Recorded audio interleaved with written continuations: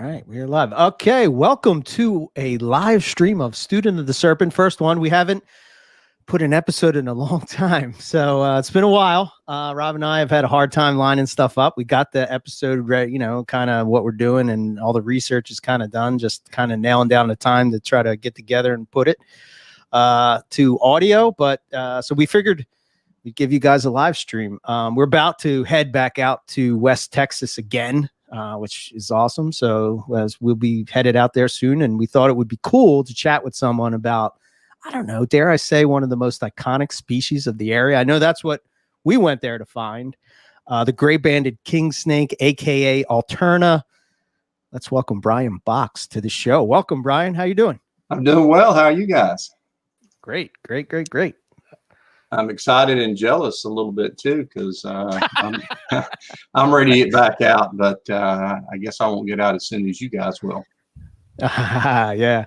So I guess I'll ask this question. Do you consider yourself, are you a herper before a keeper? Are you a keeper before a herper? Or are they both equal? They're probably equal. I like being in the field a lot, and I'm in the field as often as I can. The bad thing about being a keeper is it like right now I'm having to stay home because I've got all my eggs being laid right now, and can't leave them behind for very long. Oh, okay. Yeah, I hear that. Okay, so I guess we'll start with the thing. I mean, what got you into reptiles and field herping and all that? We'll start there at the beginning. I guess I'd call myself an F1 herper because my dad started this back in the 60s. He told me the other day, just a couple of days ago, that he'd been doing this for 60 years now. And so, wow. Yeah, he started doing this. He started out playing with rattlesnakes and stuff, and then started going out to West Texas, Langtree area in the late 60s. And he had a reptile exhibit right across the street from the Judge Roy Bean Visitor Center. You go to Langtree on the Loop, actually in town. They've got the Judge Roy Bean Visitor Center still.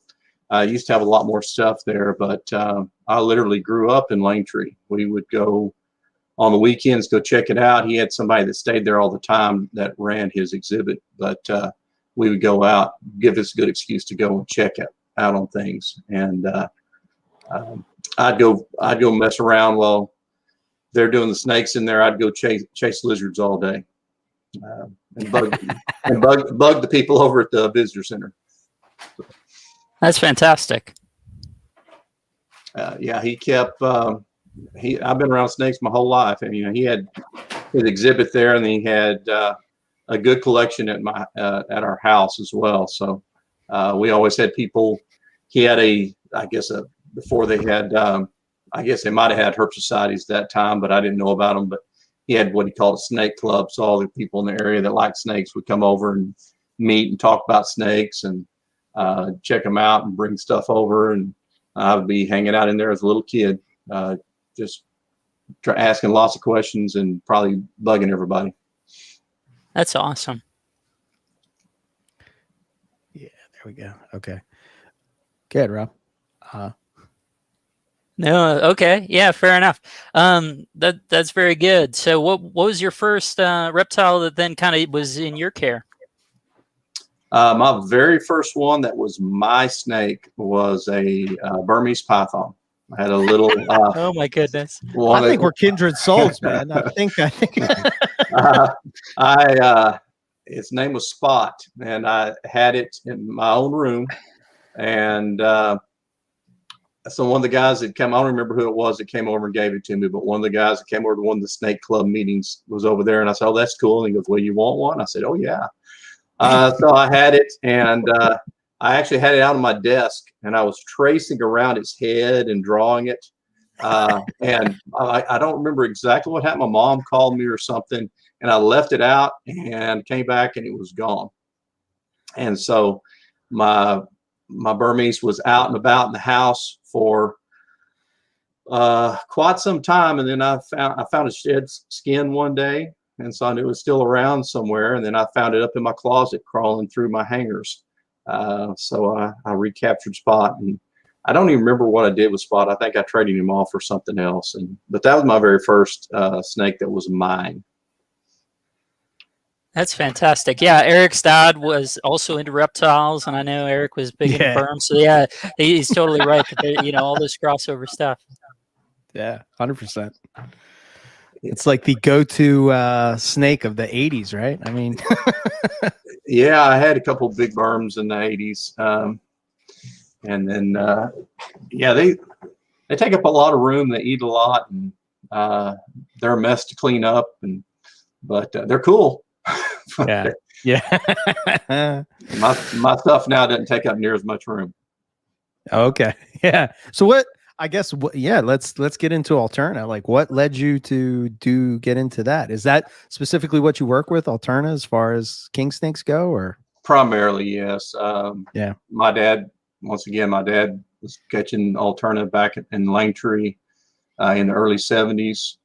If he wasn't the first person to do it, he was one of the first people to captive breed alterna back, I think, in 74. It was to the point whenever I was a kid, he had a lot of Langtree alterna, and they all kind of looked the same. So I just kind of got tired of looking at them. They'd hatch out and they all look kind of the same. And I'm like, oh, okay.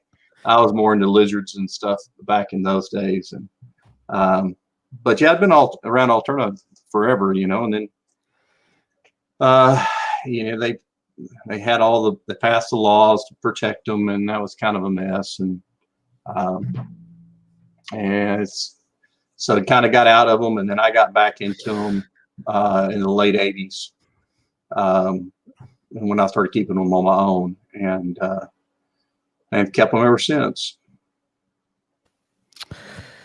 Yeah, I'm always curious about the locality part of it because of a couple of reasons. One, it always stands out to me that, as being a Python guy, we sometimes talk about like locality stuff, and you can't really know if this is a legit locality or not. But here, with something that we can go and collect in the US and know exactly where you got it from, that seems to be like one of the draws to alterna. And I guess I would say, I mean, maybe I'm wrong, but it seems like the alterna community seems to be the most, what's the word? Not obsessed or not, not in a bad way, but like, they really take that. Yeah. Yeah. There you go.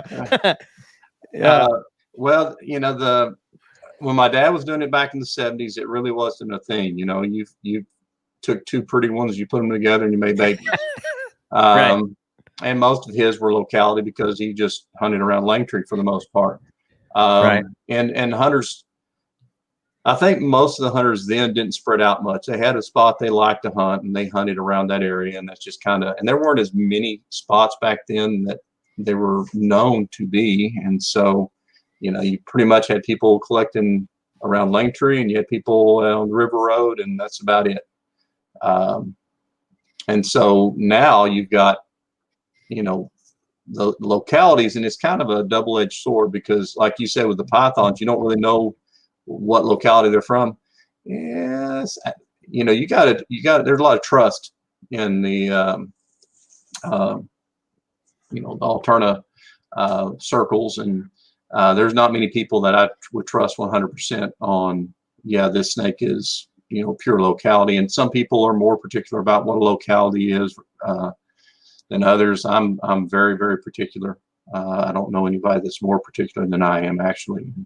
And I've been very fortunate to be able to pair stuff up. And that's what happens is you get something and you don't have it paired up, and you're like, man, I'd like to breed this, and I got this one from over here. It's kind of close, and they breed, and then somebody gets it and they say, well, the mom was from here. Okay, so it's this locality, and then and after several generations, that kind of gets lost.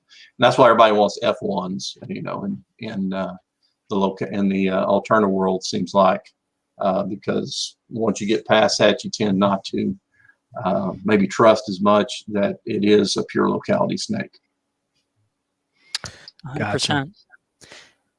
And to your kind of moving away or potentially moving away from the wild phenotype, right? It's all the gene, even if it is legitimate and say something you collected, and then, but by the time you're on F3 or F4, your own hand has played a big role in what those offspring are going to look like. It's all from that population, but it's not necessarily going to look quite the same as something that you might pull today, or it could, but for the most part. Yeah, I've had this discussion with some people, and I'm guilty of it as well. I try not to be, but yeah, you are doing selective breeding. Yeah, you're gonna. I try to keep phenotypes that look as much like the parents as possible. But then something really cool pops up and say, "Oh man, that is awesome!" And so it's in those genes are in the population. It could popped up. And there were 2 wild caught snakes, and then you 100%. keep that one, and you kind of. Well, and it's evident in a lot of people's lines or people's stock. Either they just happened to catch one that expressed a certain phenotype and they really went with that, or they lucked into a really weird one and they thought it was cool and they bred for that phenotype. And it's evident in a lot of stuff, especially a lot of the black gap stuff. When you look at Dan Johnson did a lot with a black gap alterna, and he really liked speckled snakes. And so when you look at majority's black gap out here that people are selling, a lot of them are speckled. And I think people think they're going to go down to black gap and catch them a speckled alterna, and that's probably not going to happen. It's probably going to be an ugly Langtree looking snake that you find down there. But you're right. I mean, you're skewed. I have one locality that's kind of like that with my Olympia Canyon stock. They're really, really nice. They're not. I had a outstanding male, and it was the only male I had for a while, so I bred him to all my females.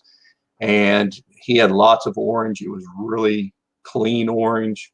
And so I've got stuff with orange and very ornate alternates, everything. And that's really not what you're probably going to find out there if you look into Olympia Canyon snake. Gotcha. Is the phenotype for the localities pretty consistent, or is it? I mean, can you look at a specific locality and know exactly where it's from, or does that become kind of muddy? If I see a wild caught snake, I can narrow it down pretty close to where it's from, and I can certainly tell you where it's not from. Okay. But when you're getting into several generations of selective breeding, it gets a lot harder. You got your east look and you've got your west look. Davis have a specific look, and of course, your Wacos, and it's pretty much determined on the primary rock formations there, whether it's limestone, igneous, what have you. And they try to match a background color best they can, or right.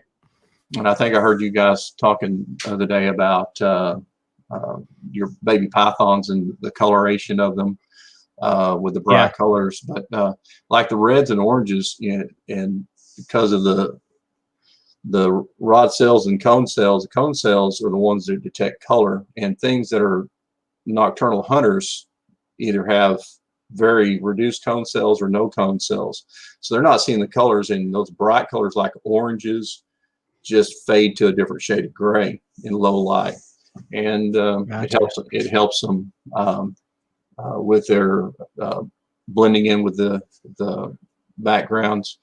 Also, you've got, and I don't know if it's, I think people throw around the term mimicry too much, but you have snakes that inhabit the same habitats. They're going to evolve similar traits. And so when you look at some of the eastern more localities, they tend to look more like, the alternomorphs would look more like maybe the rock rattlesnakes that are found there, or they would look like even Pictogaster that are there, versus the western localities that might look like a Trimorphodon or something else like that, because they inhabit the same areas. And the cleaner the type of rock and how it fractures in that limestone, it fractures very, very clean and sharp lines. And so the snakes from limestones tend to have cleaner bands. The ones from the igneous that fractured kind of in jagged areas might have, you have pinking shears sometimes on their bands, and then a lot more of the alternates and speckling and things like that. So a lot of that drives the natural selection process. Awesome. Very cool. So maybe we can, I think when you're herping any species, the natural history really comes into play. So like, maybe we could talk a little bit about like, where are you, I know in the cuts, they're in the cuts. Are they hiding during the day, or, where do you find these guys typically? Well, cuts just are easy to hunt. It's Right. not that there's more there, but it's clean. You don't have a lot of vegetation. They're fossorial snakes, so they're living underground anyway, in those cracks and crevices, and you blast through, and so you're cutting into the side of their habitat more than anything. They also kind of work like a big drift fence too. So they hit the bottom of it, they kind of crawl along, and they'll either crawl up it, and then they're exposed and are easy to see. They're certainly easier to find on cuts. Not that they're more plentiful there. They're just easier to find. It's just handy made for us to go out there and find those guys laying up there on those wide open cuts. Yeah, the funny thing about the cuts, like before we went, Rob was trying to explain it to me. Again, I'm coming from like the Python world where, it's in a tropical jungle or it's in a desert or something like that. And like, he's telling me it's like they just like bulldozed right through the earth and they just made a road. And I'm just like, what? And when I got there, I'm like, holy shit. Yeah, that's pretty much right. All right. Okay. Yeah, that is. And you can find them. You can find them on top of the cuts. You can find them on the side. You find them at the bottom. Right. You don't just find them stuck to the side all the time. And a lot of people, that's where they tend to look. But if it's clear enough on top, and then when you get in some of those eastern localities, in Terrell and Valverde counties, most of those you can walk on top. Okay, there's a lot of lechuguilla up there, and if you don't know what that is, you'll find out pretty quickly when you walk the top of those cuts. They're an agave, and they're very sharp, and the spikes are about calf high, and they don't feel very good when you catch them. Yeah, I think we caught a few of those in September, Eric. Yeah, I think so. I was gonna say I kind of remember them. Yeah, and the tops of the cuts are, you have more vegetation and more place for the snakes to hide. But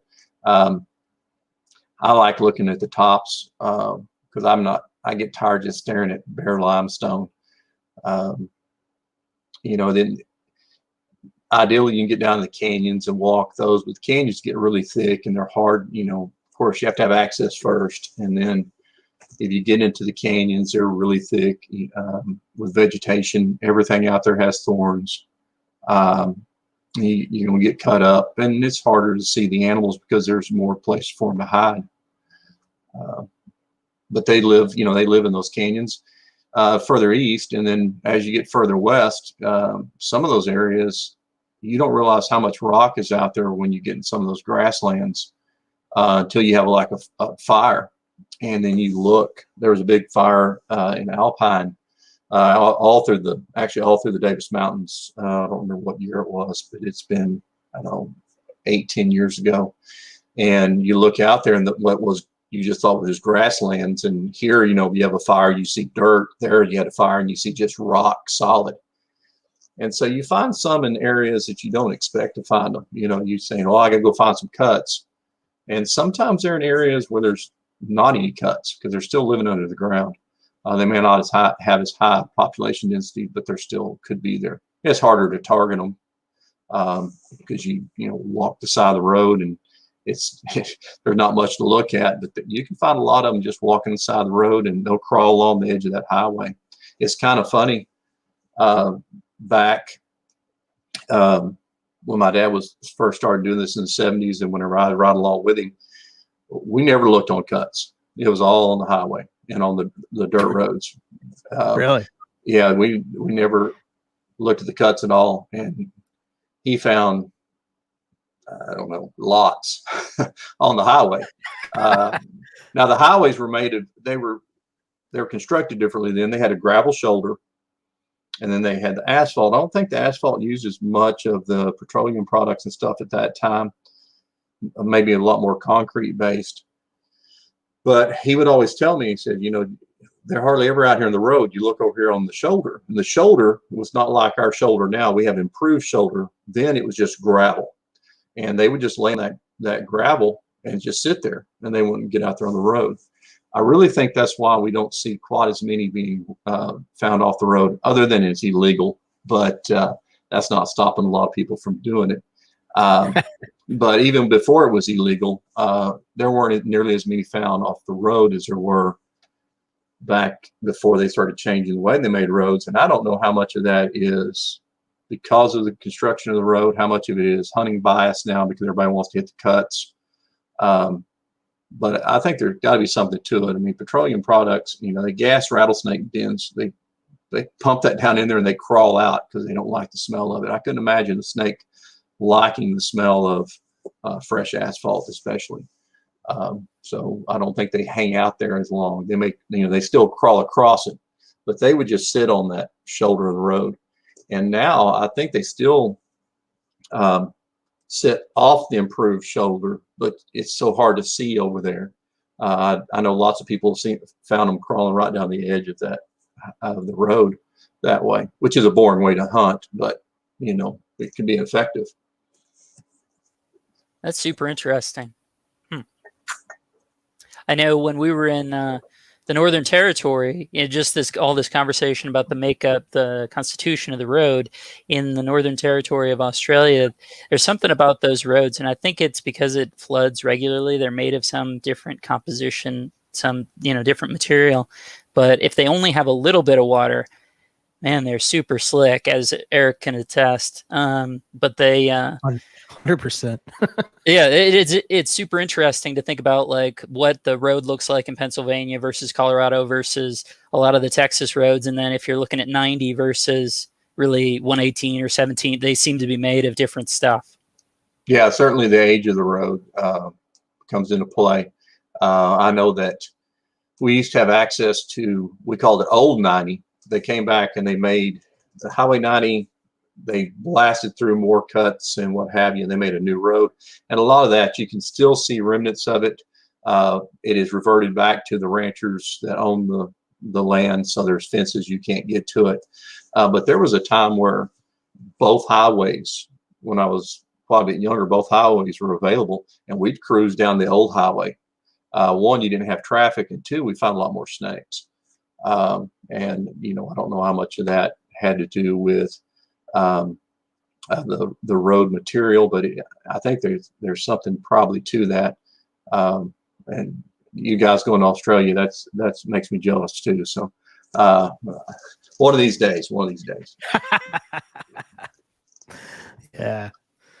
Yeah, it's pretty good. I mean, the good news is, at least, well, the making the best of the bad situation, right, is that we're kind of stuck in the U.S. more or less. I think there's folks are getting out and all, but certainly Australia being an island, I think they're set to keep everybody out through maybe to the back half of next year even. I can't say that I blame them. There's a lot of cool stuff here, though, in the United States as well. I don't even get to do as much here as I'd like to do. But like I said, I've always spent most of my time out in West Texas. It's just where I like to go the best. I think since we have Justin in the chat, that we should probably ask the question that Rob had: if you found you know, Bairds or subox or lepidus, anything like that in your herping travels? Oh yeah, lots of all of the above. I've spent a lot of time out there, so yeah, I've found everything out there. As far as subox are easy to find, really, if you go the right spots. Now the problem is, when you go out there, you can't target everything, because there's places you can go and find everything, but the likelihood of you finding these snakes diminishes greatly in certain areas.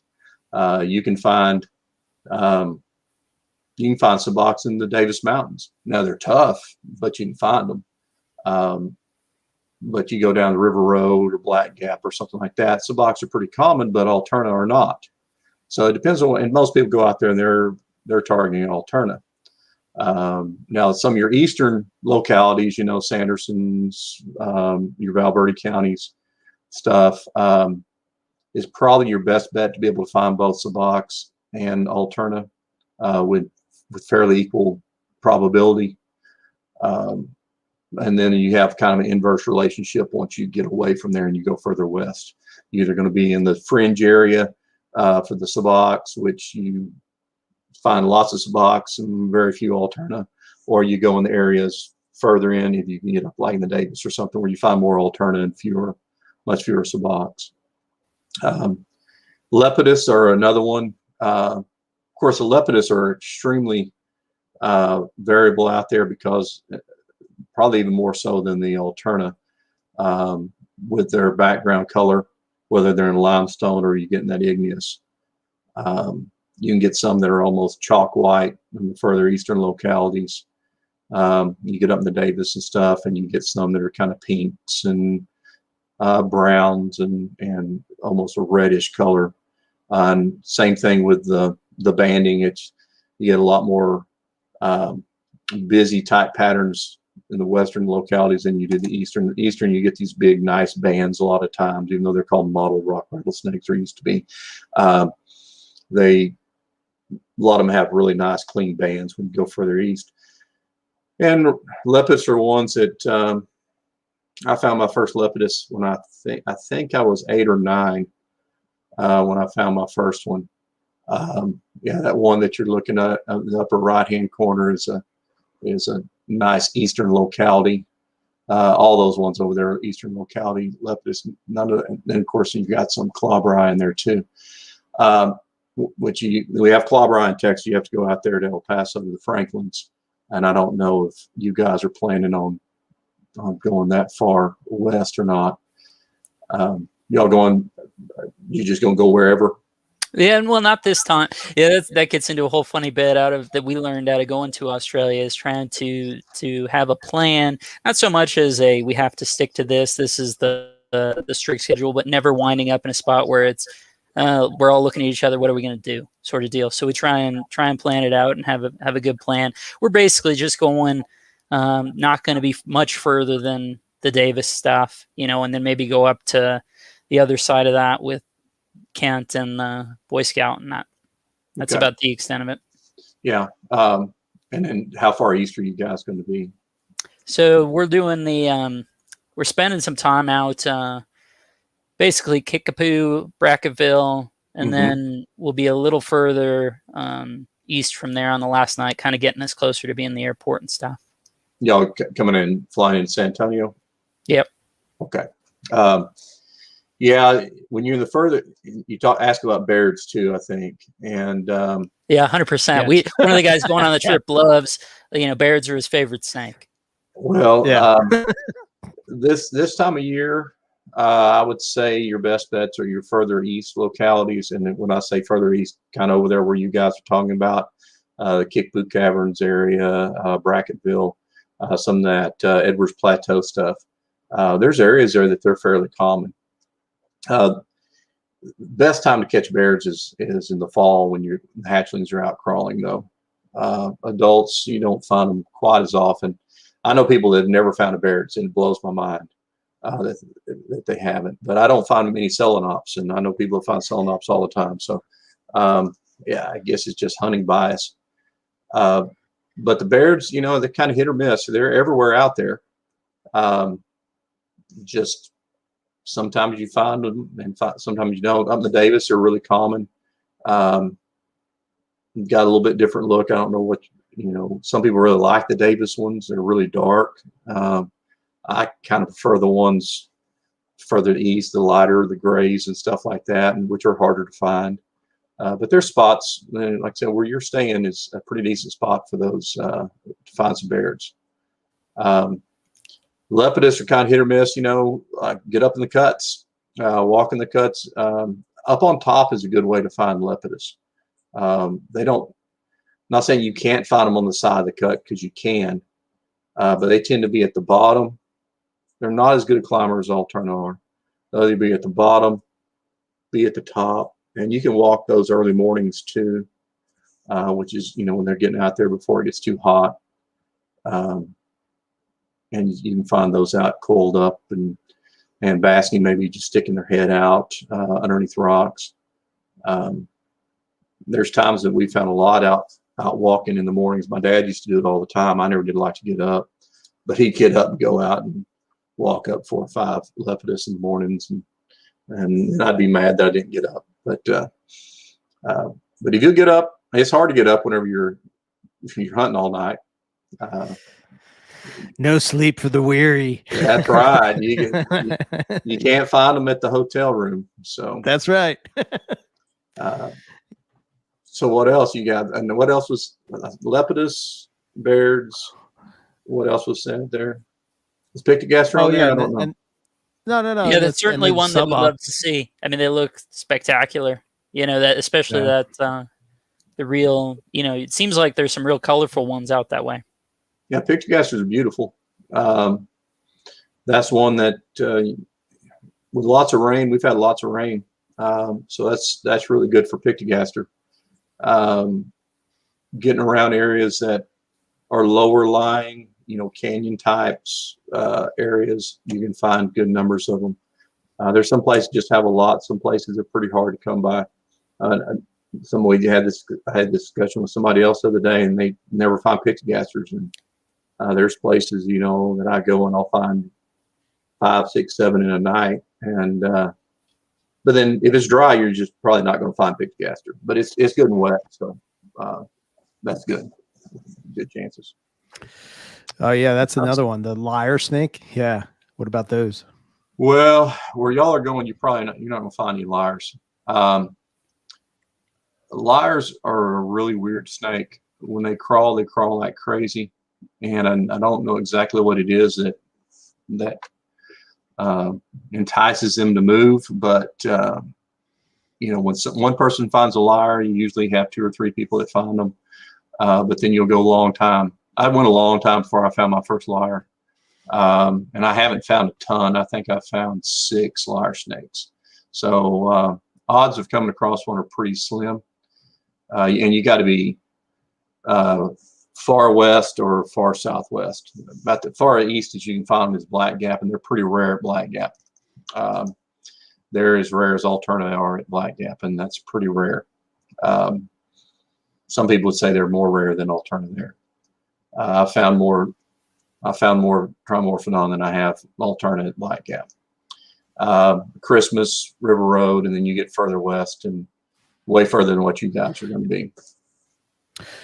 Right on. Yeah, we're going to go down to the state park and the national park and stuff and do a little bit of that. It just seems like, and this brings up a whole another point, but we'll stick here for a second.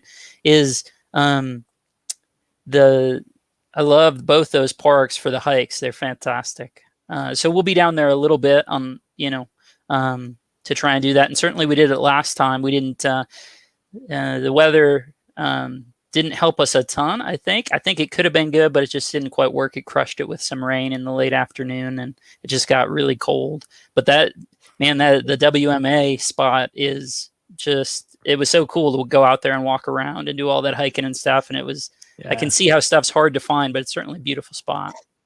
Yeah, if you're down Black Gap in the wildlife management area, first of all, you have to have a permit to be out there. So make sure you're permitted. To be off the road, you have to have either a limited use permit if you're just going to be hiking and stuff, which is what you guys are going to do. I think it's $11, something like that. Well, it is. I don't know about out of state. That's what it cost me, is $11. And then you can go back there and you can camp and hike and take pictures of stuff off the main road. And there's some really cool spots way back in there. It is rough. I don't know how far off the road you guys got, but those roads are rough. With all the rain, they're going to be washed out, and you're going to be in a rental car, I guess, unless you've got a Jeep. And if you have a Jeep, it may not be the wisest decision to try to get too far back in there. But you can park a lot of the areas along the road and hike the side canyons. You can get lost in there too, because those canyons start wrapping around and then you have no idea where you're at. But yeah, and it gets hot. And, you know, it's been really cool out there. But Black Gap is one of the hottest places in the country. It gets crazy hot, and you can get back there and die. But right now, I don't think I don't think you're in a lot of danger of that right now because of it's been pretty cool. And you guys hiked up in Big Bend National Park, right? Last time? Yeah. Yep, they're in the state park both. Yeah. Yeah. Yeah, great Very hikes cool. in there. What hikes did you guys do last time? I take it y'all did Boulder Meadow, and based on pictures, it looked like y'all did Boulder Meadow and up in that area. So we did, yeah, in the national park, we did the Lost Mine, and then off that center bit, and then we did the one that's like Dog Canyon or whatever, as you're getting out, you know, into the flatland stuff to the east from there when you take the east road off of that.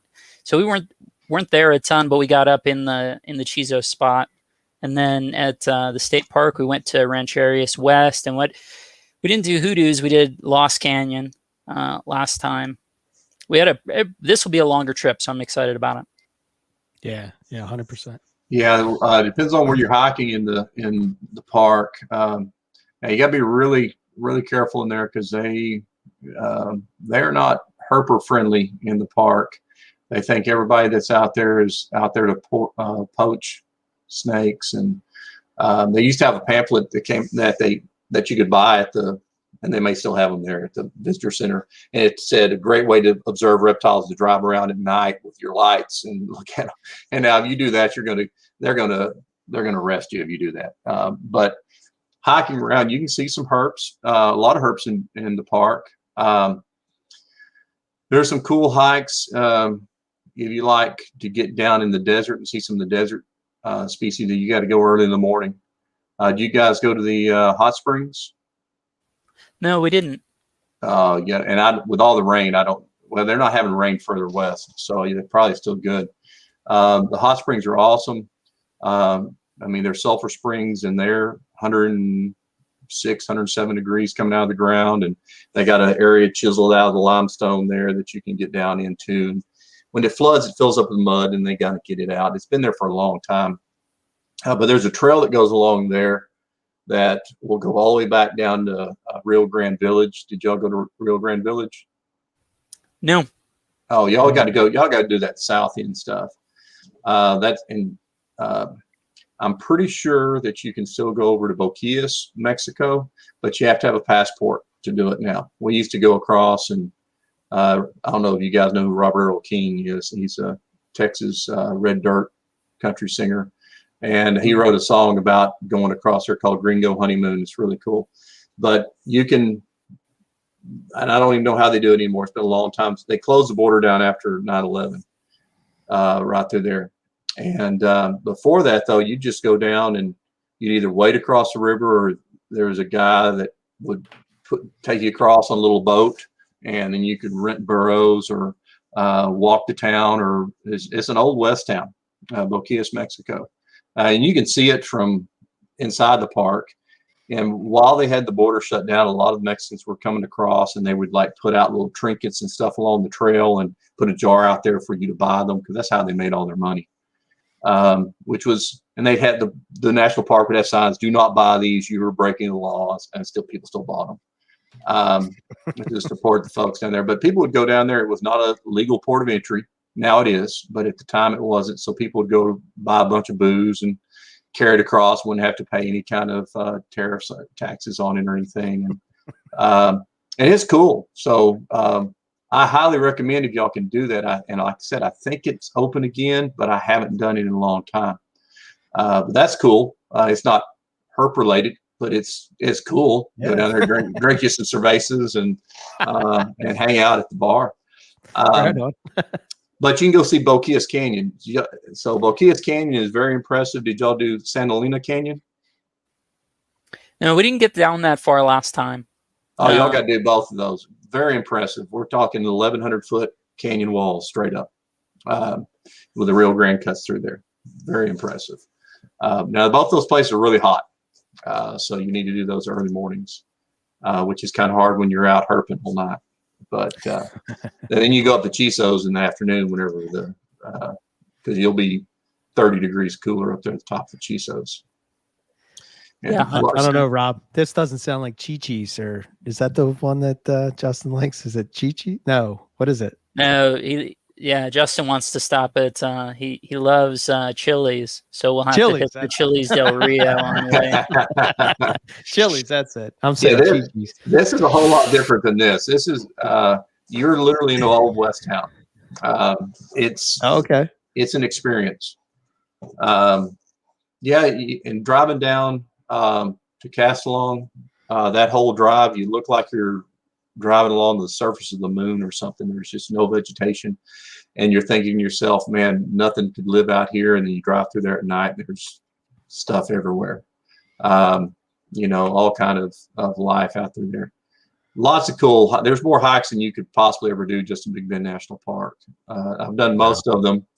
Now the state park, I have not done many of those hikes because I've spent most of the time in the national park. Gotcha. But there's lots of cool stuff to do there. Definitely need to see one of those two canyons, either Boquillas Canyon or Santa Elena Canyon, for sure. Gotcha. One of the questions that Rob had, and is being, again, coming from the Python thing, the one locality of alterna that I hear about all the time is Black Gap, but like you're saying that you can't really find them there that easy, alterna. But you see them a lot in captivity. So does that success with the Black Gap animals leave a false conception of the ease of finding them out in the wild? Absolutely.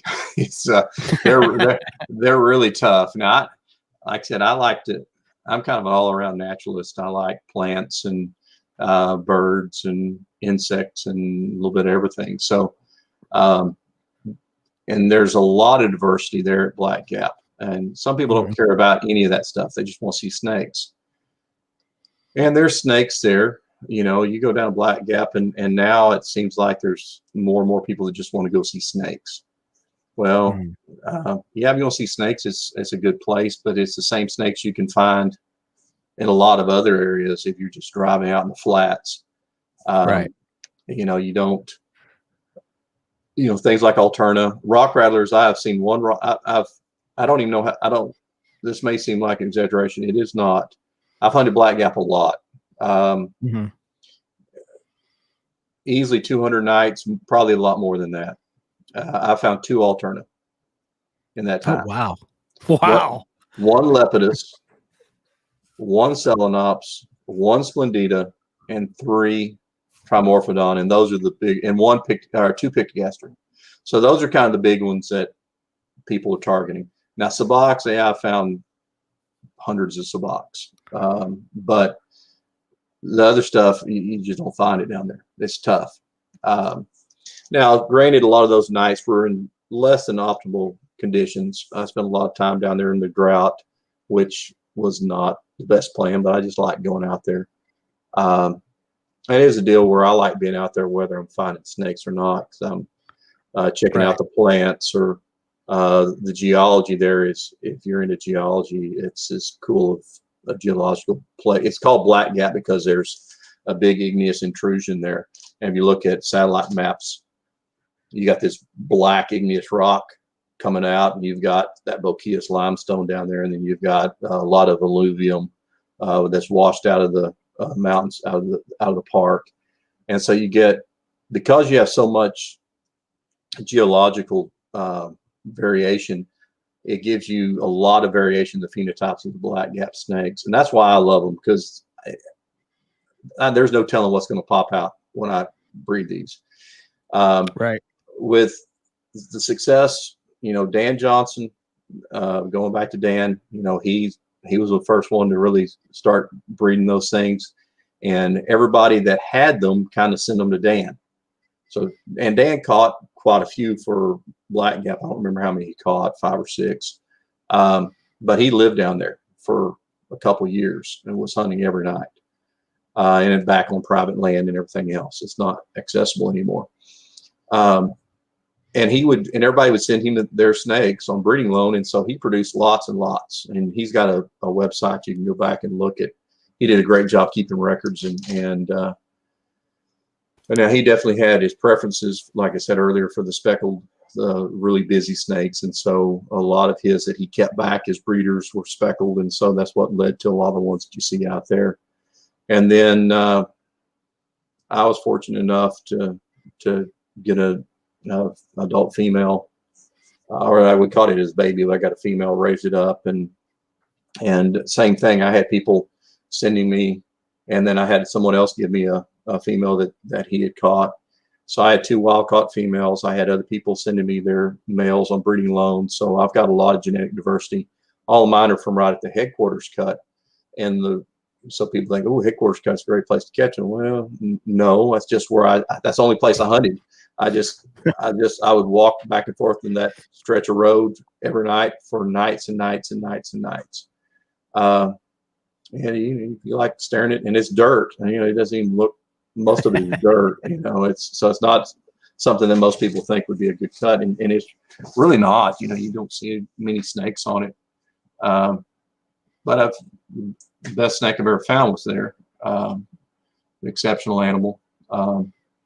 And so I produced a lot, and then the people, and they're pretty, at least the ones I produced, and I think I never had any of the ones from Dan Stott, but evidently they are too, are really hardy. A lot of the stuff down there at the Gap are just loaded with parasites. And so if you get adults and bring them home, they don't do that well. And I guess just having to be that tough with the harsh environment, and and in captivity, they don't have those harsh conditions. They thrive. So mine do great, and they're, for the most part, they're great pinky eaters, which is not the case with all the localities I have. Right. And they breed consistently, and I've produced a bunch from there also. So most of the ones you see are either going to are primarily from Dan Johnson's stock somewhere, or probably from my stock somewhere. And there's some other people that have bred some, but that's where most of them have come from, where they originated. And all mine are exactly locality matched. Either the ones I caught or they've been sent to me on loan are all from that less than a mile stretch of road. Yeah, we definitely checked that spot out, in September. I think the real trip of that, right, is then it's either there, it's somewhere along that stretch that if you then get slightly further west, you look over and there's a little bit of a chasm going on. Yeah, there is. I mean, you've got, well, it's really right there at the headquarters. If you have the permit and you can go back out there on the road, there's an area there where one side of the road is limestone, the other side of the road, the little dirt road, is igneous. But there are canyons all throughout there. And so there's just usually not much water. Yeah. And so the animals like the water. So they need to have some. So that's, when you have rains, and if you haven't had rains in a while, there's toads everywhere. A friend of mine found an albino narrowmouth toad on that road many years ago, which was kind of cool, which I may have drove past a million of them. I never did stop for them, but they were like stopping for all the toads. Found one. But yeah, it's a neat place if you like the things that I like. If you're just going down there to find snakes, it is not well, I say that, you like going to find atrox and long nose and same things you can find everywhere else out in the fringe areas, and hey, that's great. But and some nights you don't see that. The last alterna we found out there, I was out there for 7 or 8 days straight, and in that stretch of time at Black Gap, I saw one snake. It was an alterna, but I saw one snake. And it's hard for most people to stay focused that long when you're not seeing anything. But there's other times you find a lot of stuff when you cruise the road. A lot of Hypsipyelina, Hypsipyelina are very common there, as they are on River Road and stuff. And Hypsipyelina are kind of cool looking snakes. you see thousands of them. They're not as cool anymore, but they are cool, and you can find them there. Yeah, we saw one on River Road, and I think that was Eric's favorite snake of the trip. Yeah. Oh, the nights. I love that snake. I don't know. I just don't know why, but because they're cool looking. Yeah, they got those real sweet vertical pupils, and I mean they're rear fanged. Yeah. And Nipper told me that. I didn't realize that. Well, I don't know anybody been bitten by one, but I think it would take a lot to get envenomated. Right. But they're cool snakes, and they can get decent size. Most of the ones you see are tiny. But I've seen some big ones out there too.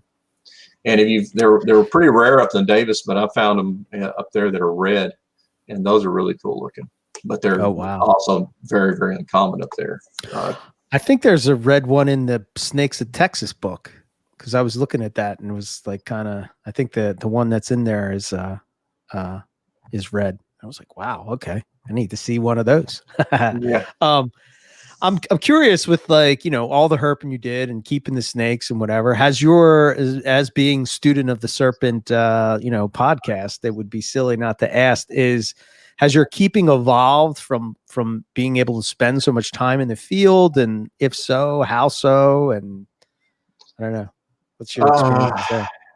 Yeah, I've kept, there was times when I was younger, I kept a little bit of everything.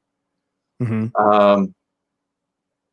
Which was cool, and I like all kind of snakes, but now I just don't keep. I just can't keep everything. I've got too many snakes probably now already. But they're mostly pain. they're mostly gray banded king snakes and hognose, and then I do a few locality getula, but that's all I'm keeping right now. It's not that I don't like other snakes that I do. I actually like lizards a whole lot, but they're a bigger pain to keep for me. So I like seeing them and catching them, but I don't keep any lizards. I have before. So it's changed a lot. I've kept just about everything over the years. Like I said, my dad was a big hot guy. He still has hots. He has a nice collection of lepidus, mostly via me, because he doesn't get out that much anymore. He's he doesn't get around as well as he used to, and he's getting on up there, and so he still likes to keep. So I'll catch him lepidus here and there. He's got some other hots, some speckleds, and cool, and tigers, and all rattlesnakes is his thing. My wife she didn't like having the hots here around the kids, so so I kind of keep them vicariously through my dad. But I rarely catch much anymore. I catch it, photograph it, release it. I'm targeting alterna and hognose when I'm out. What about even the style of your keeping? Have you learned about I don't know, maybe some way that you kept them? You know how we all evolve with our keeping and whatnot, but husbandry, husbandry wise. Yeah, it's changed a lot. When I was, and my dad bred quite a few alterna, and but all his, for the most part, were wild caught snakes. He wasn't raising babies up and to adulthood and then breeding them, and so he had ways that he would cool his snakes with, put ice jugs. He kept his snakes in big, my dad's a craftsman, or was when he was younger, and he built all his own cages, and he had these big fancy cages and stuff out of wood, which were a pain to clean. He would keep his snakes on potting soil, his alterna on potting soil. He would cool them with, literally put gallon jugs of ice in their cage and change those out every day. So he had our freezer he had a deep freeze full of ice jugs, and he would swap those out to cool them. And he was pretty successful that way, but that's a lot of work, especially and I've got a lot more snakes than he had then, as far as alterna. Problem things with alterna. They're king snakes. They have leaky skin. I know they're found in the desert, but so are Gila monsters and things like that were evolved in a wetter climate, and so they need the moisture. That's why they stay underground. Their skin has issues if you don't give them some kind of moist hide, and I say moist. I started using just a couple years ago. I started using the coconut husk for their hide, and then I keep aspen, and then I put paper towels on top of that because I don't want them to ingest the aspen. The aspen is just to absorb any extra fecal matter and things like that. And so, yeah, I changed that quite a bit. I also changed how I feed them. I try to feed them mice that are not fatty at all. A lot of the mice that you get in the from breeders and stuff have big, thick layers of fat. Those are terrible to feed to your snakes. I see these people that are keeping alterna, and they have these big chunks of snakes, and that's terrible. I mean, a fat person is not healthy. I don't know why people think a fat snake is going to be healthy. They don't live very long. I've got alterna that have lived. The longest I caught an adult female in 1993. She laid eggs the year I caught her, and she lived until 2014 or 15, I think, in captivity. So, I had her for over 20 years in captivity after she was already an adult. And I've had a lot of them that live 20 plus years. But I keep them lean so they look like they would in the wild, like a healthy wild snake. They really need to eat lizards. I know people say, well, there's no research saying they have to eat lizards, and they eat lizards in the wild. That's, especially as a younger snake, that makes up the majority of their diet. Alterna is not crawling around and finding a nest of pinky mice very often. And so they're eating small lizards, and it's good for them. Those lizards are out eating insects, and they're soaking up that vitamin D by being diurnal and being a nocturnal snake. That's really, I think, is their source of vitamin D. So I try to supplement at least a little bit with lizards, which is hard. Yep. I try my best to get things that are invasive, like Mediterranean geckos and brown anoles and things like that to feed. But if I do feed wild lizards, I take them and I'll cut them into pieces, and I'll supplement with the mice that I feed. I may feed them a mouse and a leg from a lizard. That way it goes a lot further. They're getting supplementation. I think that helps a lot in their egg development. I've changed a little bit over the years. I've changed how I incubate the eggs a lot. We used to just take vermiculite and stick them down in that. And my dad did moist sand when he first started breeding, and then went from that to vermiculite. And then now the egg crate material on top to give them more, the eggs breathe a little bit better, and try to keep them a little bit drier. But yeah, I've changed a lot of things over the years. And little things that I don't even think of when I'm telling people. I'm like, oh yeah, I've been doing that a long time. I just didn't think to tell you. Sorry. That's pretty great.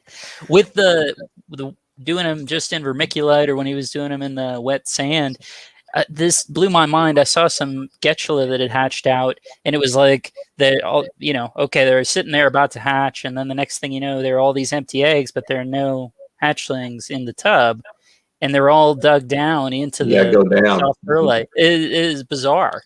Yep. And I've got a friend that incubates his still in potting soil, and he'll bury the eggs in potting soil.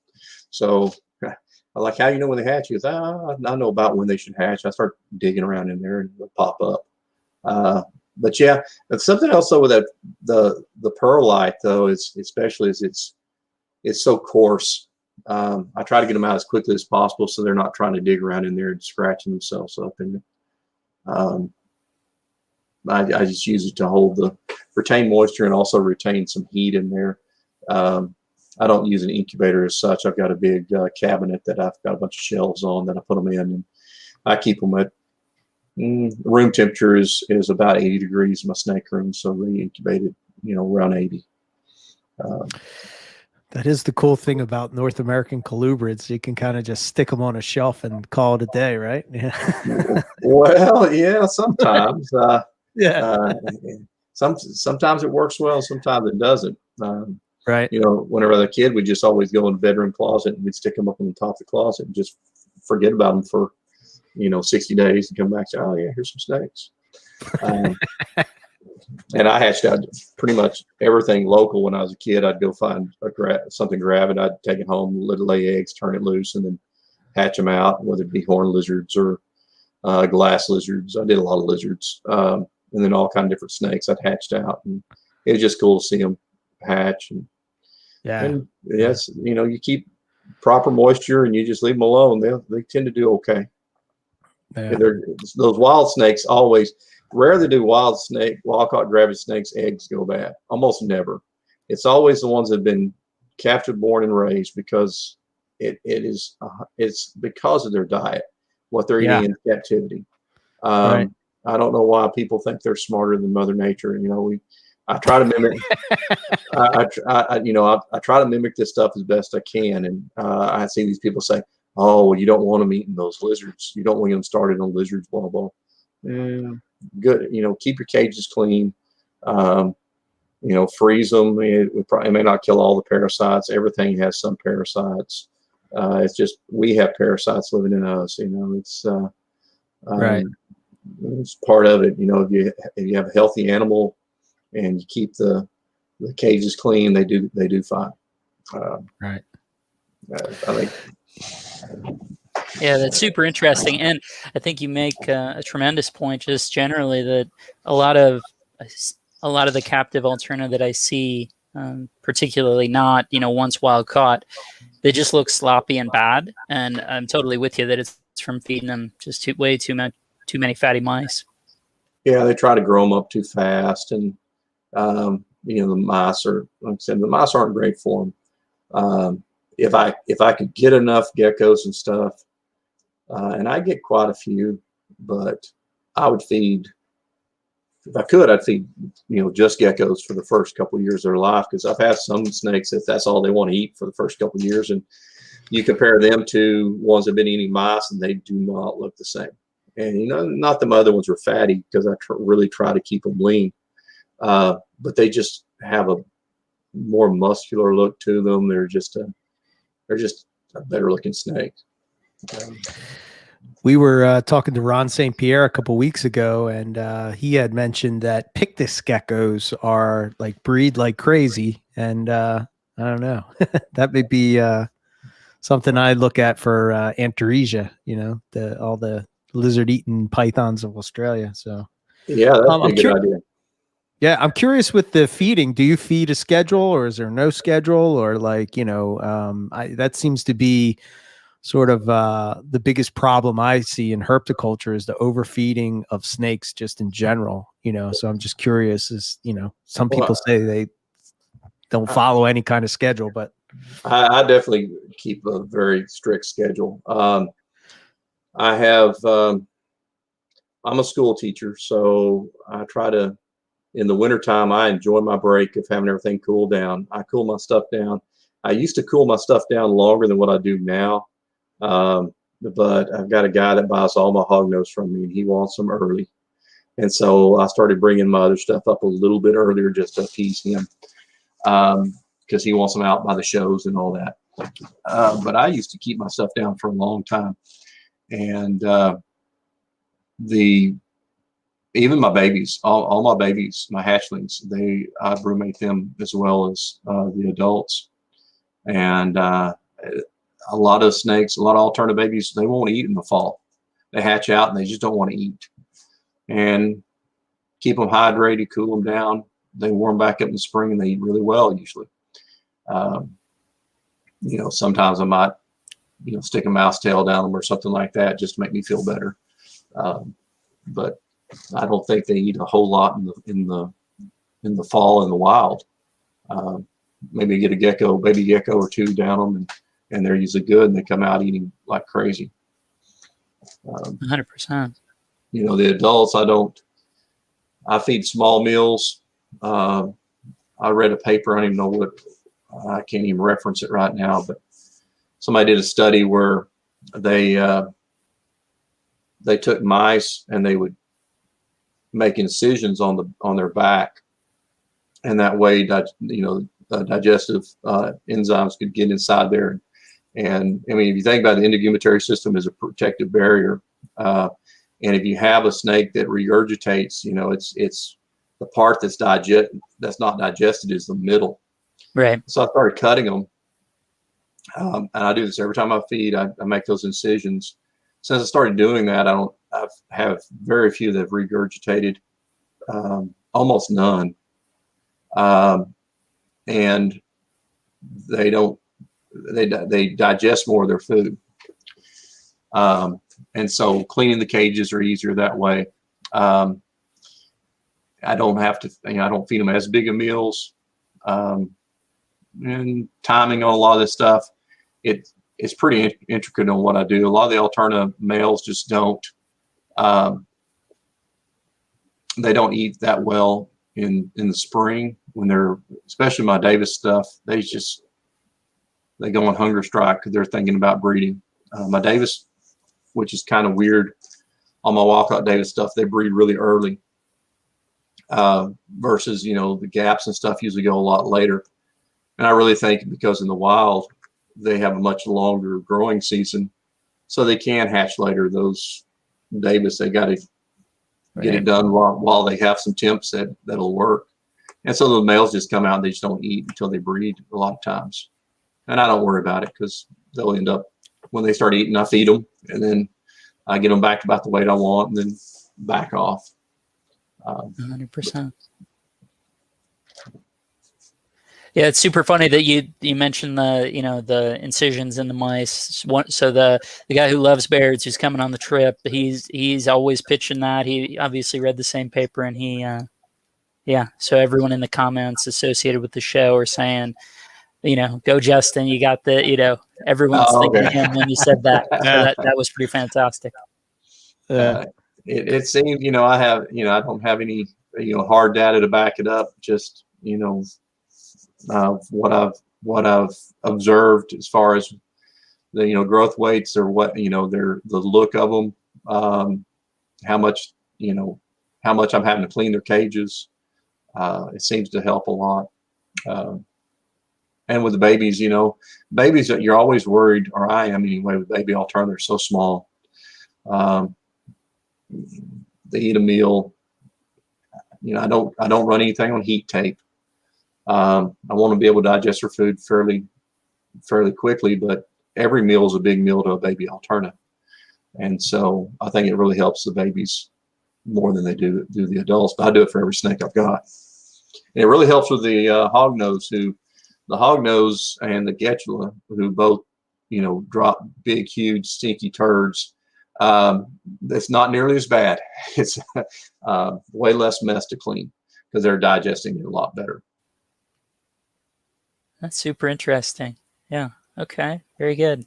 You had mentioned before that, just the variance in terms of hatchlings, like by locality, even in terms of seeing a predilection to a willingness to feed on mice versus insisting on lizards. Is that kind of Davis versus everything else, or what? How would you characterize that? Davis are the worst. And I hate to say that because I produce a lot of Davis. Sure. But I try to be, I'm brutally honest with folks and people that want to buy hatchlings. That first thing I ask them when they want a Davis, I said, do you have access to lizards, and have you kept alterna before? Because I don't get them started. I sell all my stuff straight out of the egg. And, I don't want to send a snake to somebody that the snake's going to die. And if they'll listen, it won't. But a lot of people aren't very good at listening, I found. You guys are probably familiar with that, selling to people. But the Davis, they're just a pain in the butt to get started. They'll want to eat lizards early. if they eat it all. And like I said, a lot of times they won't eat it all in the fall. And you got to cool them down. A lot of people are scared to death to cool down a baby snake. You keep them hydrated, they'll do fine. I rarely ever have baby snakes die during brumation. I might, like I said earlier, I might put a lizard tail down. A mouse tail down them, just to give them something on their stomach to make them more likely to eat when they come out. But when they come out of brumation, they eat. I had somebody just yesterday who got a couple of babies from me. He goes, "Hey man, they came out. I cooled them down like you said. They came out. They started eating really good." I said, "Yeah, it works pretty well that way." But the Davis are notorious for not wanting to eat pinkies right off. My gaps usually do pretty good with pinkies fairly soon. I've had a lot of other localities, and there's also, if people, and I'll newbies, I always try to send them to people that are producing alterna that are, several generations, F3s or so, and from the eastern localities, because typically those are ones that are proven rodent feeders, that their parents were proven rodent feeders, their parents were proven rodent feeders, and they usually take off a lot better, versus the western localities that tend to not eat as well. But yeah, the Davis are tough. Davis are tough to get going. But I don't know why the gaps do so well from the beginning, but they typically do. I've got one that's a pain right now that I kept from last year, and it finally ate a scented mouse. And I send a lot of stuff. To me, it's not a big deal. I thaw out one lizard. I can thaw out a gecko. The boiled pinky trick. It's crazy how well that works. I'll wash off pinkies and send them. And another thing is I always take a gecko and I'll open its mouth, or any kind of lizard, open its mouth, and I stick the head of the pinky in the mouth to get the saliva on there. And they always take it that way. They'll just jump on it instead of just rubbing on their back. Works really well. That's awesome. Would you mind going into the boiled pinky thing? I know what you're talking about, and Eric knows what you're talking about, but just a lot of the audience probably won't. So would you mind going into that a little bit? Well, I have not done it for very long. I've probably done it for about 4 or 5 years now. I saw somebody on some forum saying that they're boiling pinkies to get, and it wasn't even alterna. They were feeding something else, corn snakes or something. And I'm thinking, boiling pinkies. And I went in there and got out one of my wife's old, I hope she didn't hear this podcast, one of my wife's old pots, and got some boiling water and put some pinkies in there, some frozen thawed pinkies in there. And it didn't work great doing it that way. And I talked to some other people, and they're doing what they call flash boiling them. And so what I do now is I take a coffee cup. That's the only thing it's used for, is for pinkies. So I take my coffee cup and I put frozen pinkies in the coffee cup. I boil water and I pour the boiling water on them. I let them sit for a second. I kind of swirl them around, pour most of that off, and I pour a little bit more boiling water in there. They turn gray. They get rubbery. They look very unappetizing, and snakes tend to eat them really well for some crazy reason. I have no idea why. You're changing the proteins and everything else, and I don't know as far as how good that is for them in the long term to do that, but it'll definitely get them started a lot of times. So that's you got to have a lot of tricks for these all these Mexicana. Mexicana complex can be tough to get going, and so you better have some lizards on hand. You better have several different kind of lizards. Have some boiled pinky tricks. I wash my pinkies. A lot of times I'll use baking soda, and so I'll take pinkies and put them in, and distilled water works a whole lot better. Put distilled water in there, rinse them off, put some baking soda on there, kind of rub them around in there, and it kills off all the scent, rinse those off, and then they're unscented. And then I've got my smorgasbord of things that I can rub them on, and they smell like that. And so I'll have, a couple of different Scaloperas, that I might, I'll try different stuff, and some of them are picky. They only want Urosaurus in it, so that's what I have to keep for that particular one. Or most of them do well with Medgex are, kind of a godsend, because I've got them right here on my house. So I go out and I like to catch them on other people's houses, but I know I don't spray or use any kind of insecticides, and I live away from most of the other houses, so it's pretty safe to catch those. So I'll catch them. I try, and something else I'll do is I'll farm them. So I'll catch the adults and I'll break their tails off and I'll release the adults, and then I'll just feed the tail and then it grows back. In a few weeks I'll go out there and pop the tails again. So I'll have a deli cup that I go out there and fill full of gecko tails, and then freeze them. And then in the fall, whenever my babies come out, they'll eat gecko tails, and they get a lot of nutrition out of gecko tail. That's a good meal for a baby alterna, and you can keep them going for a long time like that. 100%. The biggest bummer that I know people run into is if they don't put them down. It can happen where the snakes are withering a little bit, and they'll finally take something, and then to the point you made earlier, it's too big and they roll. It's one of those, I see it all the time where people, I finally got it to eat, and I'm like, oh boy, you got maybe a 50-50 shot, man. Well, it's against their nature to eat in the wintertime. Yes, you can keep them up, and I know people that get them, they want to get them big. I don't know why people are in a hurry to get these things to grow. The faster they grow, the quicker they die. And I know you want to get them up and you want to breed them and stuff like that, but it's not great on the snakes. And they'll catch up. You brumate a snake, it may come out versus one that was eaten all winter. They'll come out and they'll grow. By the end of the year, they'll be the same size. And like I said, you're not fighting with it all winter. You're having to keep it artificially warm. They're not wanting to eat. You're having to try all these different tricks where you just get a couple meals in them in the fall, cool them down. And that's something else. Whenever you cool snakes down, you got to make sure you clean out their system. You got to. I usually go 2 weeks of keeping them pretty warm to make sure they pass everything in their system, so they don't have anything in their gut when I cool them down. Now I let them get cold. They'll get in the. Well, they got real cold this year because we had. I guess y'all know about all that. We had blackouts here, and I live in Wichita Falls, Texas. It doesn't get 9 below zero in Wichita Falls, Texas. It got 9 below zero, and we had no power. Holy shit! I have natural gas, so I had my stove on in my house, and then I was boiling water in big pots and taking it into my snake room to just keep it from getting too cold. It was bad. We had a long, so they got cold this winter, and they're doing great. You just don't want them to freeze, and the baby ones, are real bad in the wintertime about drying out. You got to make sure they stay good and hydrated. So you got to have them a nice moist hide.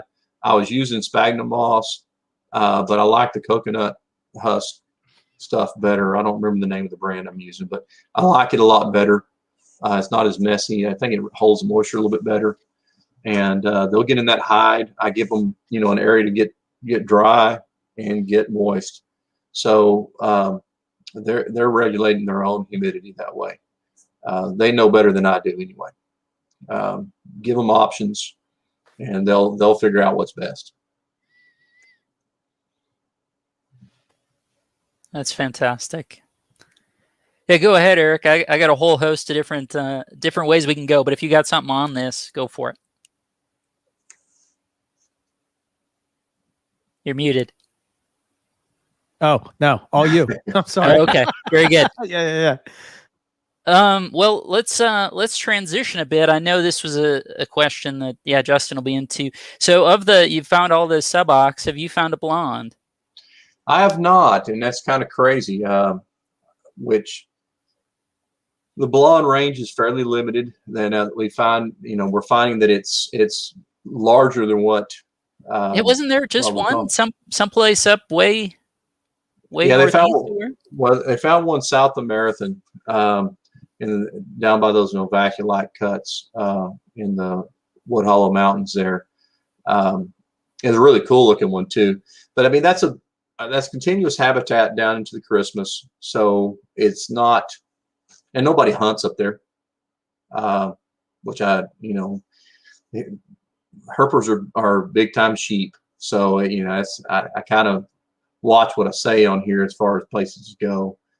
Try to talk about the more known localities because, and they're getting overran. But south of Marathon there, I don't know why people don't cruise it. It's a cool place as far as if you like finding the same stuff you find at Black Gap, but now you got a chance to find Desert Kings in good numbers through there. A blonde sabak was found there, which is enough to make, and it was really cool blonde. Like I said, it's kind of reddish color, really crazy. You got some cool looking lepidus that you could find through there.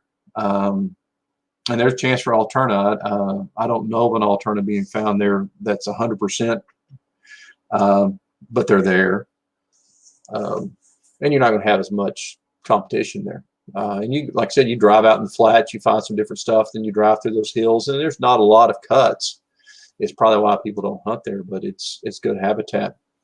And then you go down to the Christmas, there's blondes there.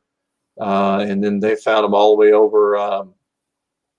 There was one found on the Dahlquist Research Center, which is the furthest west they've been found, and it borders the Big Bend State Park to the northwest. Okay. And it's not accessible to everybody. It's owned by Midwestern State University. Which is where I went to college. So I've been out there quite a bit, but I haven't found a blonde out there. I just haven't found one. It's just one of those things that snakes gods haven't shown on me on that. I haven't even found a DOR. But I found lots of sabaks, lots and lots of them, and lots of them on the river, just not a blonde. Huh. Super interesting. Okay. Let me see. So you'd hit on it there a little bit in terms of saying, how people kind of like to, even if it's not being successful, to do the thing that everybody else is doing. I wanted to get into a little bit just sort of how the field herping community, or the both in terms of the number of folks and what they're doing and all that, has changed from sort of the re-legalization of hunting alterna in the late 80s to what you see going on now. And any thoughts that you have on that? Give us some of the herp history associated. What was it like? I know, I'm friends with Cameron, and he was involved with that deal back in the late 80s, early 90s, and from then to now, what you see. Whenever I was real little, and we're out there hunting, it was no big deal. You could do. We just always drove. They passed a law in I think it was passed in 76 and was enforced in 77, where they put pretty much everything you'd want to catch in the Trans-Pecos on the protected list. So alterna were protected, milks were protected, sabaks were protected, pictogas were protected, bears were protected. So pretty much all your targets were protected. And people still went out there and hunted. Game wardens were pulling people over. It was, people were out there just breaking the law, and people break the law now too. There were some permits issued for, grandfathered. You already had these, and I remember my dad filling out all this paperwork, having to show how, what animals he had. He had pre-act. He had pre-act Gila monsters and willardi, before they went on the Endangered Species Act. So you had the paperwork, so he was able to have those animals. But some people were still out there hunting illegally. They weren't spread out as much, of course. Like I said, most people were either in Lane Tree or River Road that were hunting. So even when they were protected, there was lines of cars driving up and down. Like Juneau Road was really hot at that time, so everybody driving up and down Juneau Road. You could just see the only cars on the road. Goodyear would do they test tires on that road, and they drive like crazy, and it piss all the snake hunters off because they'd run over snakes, or almost run over people. But it was just snake hunters and tire testers on the road, and you see lights everywhere, up and down. That's crazy. I think it's 86, I think, is when they were delisted. And at that time, people had started spotlighting. So people were spotlighting from their vehicles, using the old Q beams, shining them out the windows at the cuts. And so you didn't have that bumper to bumper traffic anymore, but you'd see this cut and you'd look up the next cut and there'd be people up there shining because you could see that light from a long ways away. They were really bright, really concentrated, and it'd give you a headache in a hurry looking at those limestone cuts because of how reflective they were. But we'd hunt that way. And then I started carrying big lawn tractor batteries in backpacks. And we would do either, I would use a crappie light, which is a car headlight beam, attached to that. And I'd start walking. Of course, you get really tired and you start trying to walk canyons and stuff with a lawnmower battery on your back. It wears you out pretty good. A lot of people start using those the fluorescent wands to hunt and walking around. So people started walking a lot at that time in the early 90s. And now pretty much everybody walks. Of course, the flashlights have evolved to the point where it's they weigh nothing. You got great light. If I had lights that I have now back in the 80s and 90s, and I was out there walking, no telling how many more snakes I would have found. But that's kind of the evolution of how people collected. As far as, there was, a big sting operation that took place called Operation Road Cut, where they, on the same day, they like game and fish busted into all these people's houses across the country. My dad's was one of them they broke into, and they started seizing illegal search. My dad let them in, but they confiscated a whole bunch of snakes from people that they shouldn't have confiscated them from. They kept them. They ended up dying on them because they didn't know how to keep them. It was a pretty sad situation. And they told my dad, they had entrapment charges on they entrapped my dad by, having him ship stuff out of state. And I don't know exactly what it was, but he didn't have anything that was illegal. I got him to mail something, I think. And so they got him for mail fraud because he mailed it instead of shipped it with Delta Dash or whatever.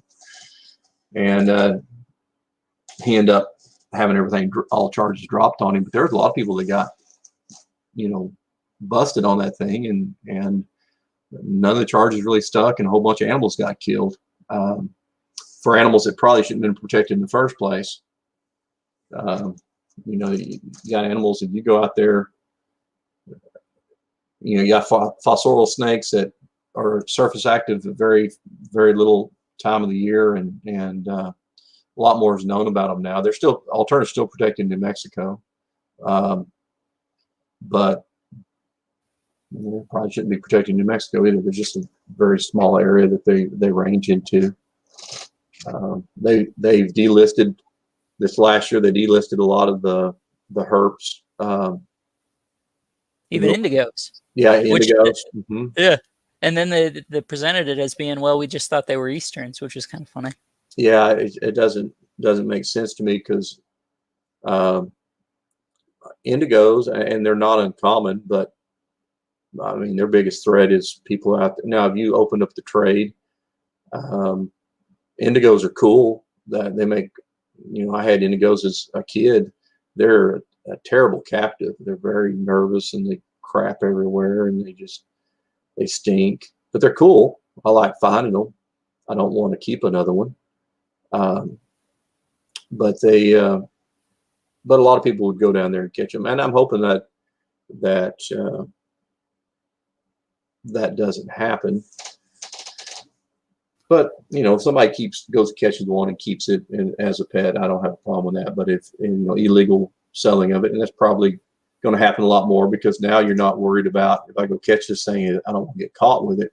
So now they get it out of state or whatever, and now they don't feel bad about selling it or doing whatever else they're doing. I don't know. I'm on the fence on that one. Yeah. The They're South certainly Texas, magnificent critters for sure.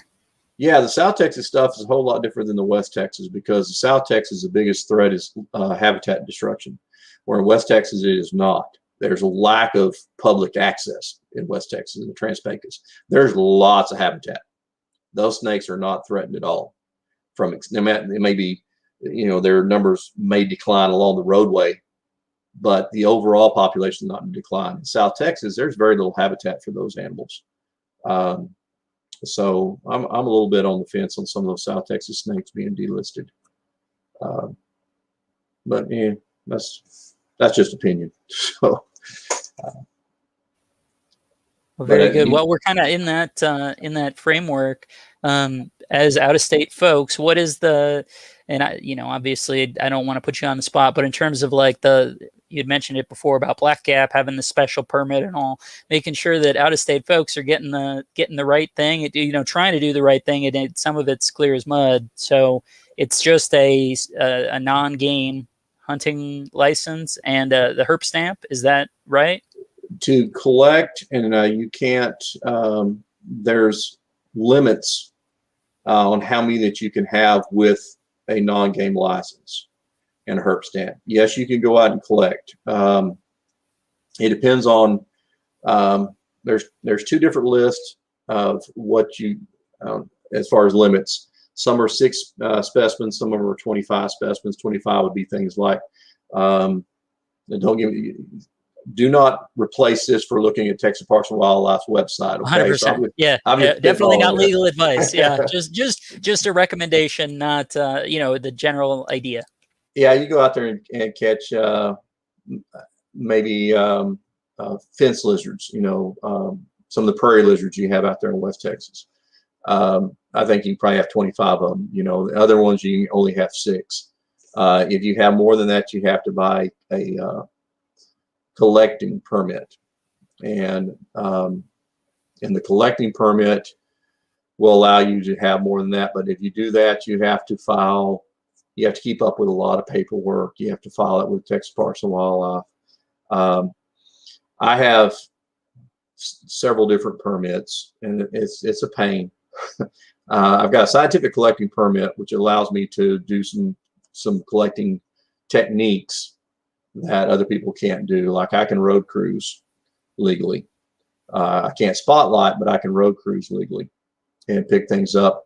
And that's mainly so that I can pick up voucher specimens for roadkill and stuff like that. I send all that stuff down to Texas A&M for their collection. And typically, if it's not something that's a county record or significant, I don't mess with that. I've got a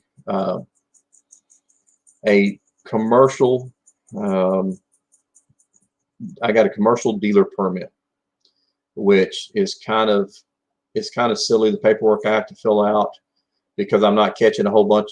Some people are out there catching a bunch of wild caught stuff and shipping them out of state. All my stuff I catch, I add very few snakes each year to my collection that's wild caught, and I don't sell those. They're coming in as breeders. So everything that I'm sending out of state was captive bred. Well, that's skewing the numbers that are being sent to Texas Parks and Wildlife, because there's no differentiation whether I produce those in captivity or I went out and caught these, because they can't tell. They can't tell if I caught this baby snake or if I produced it here at the house. So I got to keep records on that and turn in that paperwork at the end of every year. If I buy some from someone, I have to document where I got it. If I catch it, I have to document what county I caught it in, what date I caught it. So it's kind of a pain. I mean, I appreciate, cutting down the vast commercial collecting. And we have stuff called that are blacklist herps and whitelist herps. Blacklist you can own, but you can't sell. And they put like, something like red-eared slider. They put those on there, which seems kind of crazy, but people were selling tons and tons of red-eared sliders. And red-eared sliders are not doing poorly. They're doing much better than since humans are here. We've got all these, dams and increased areas of water and stock tanks, and they're in every one of them. So they're more now than there were, 200 years ago. But they put regulations on them because people were shipping them over to Asia, for them to make turtle soup out of and what have you. So now you can't do that with any of the turtles. So it's a slippery slope. If you just want to go out there and catch stuff, and there's probably nothing out there that you'd want to catch that's protected other than the cuculata, and you probably wouldn't want to keep that anyway. But I think that's the only Trans-Pecos snake that is protected now.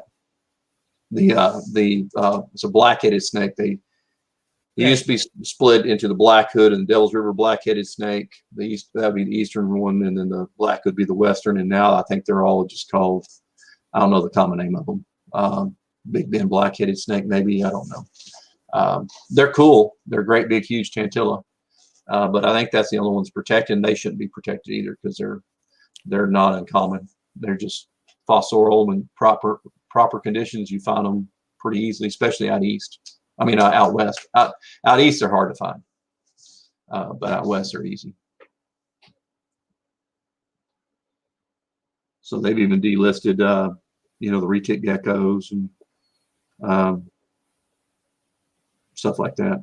Oh, you might find Texas tortoise; they're still protected. So when you're in the eastern part of the range, where you guys are going to be out there, because y'all going to be over in like Kinney and Real counties and in that area over there, you got a chance to find one over on the far east part of where you guys are going to be. And then when you're closer to San Antonio, you get a chance to find them, but they're protected.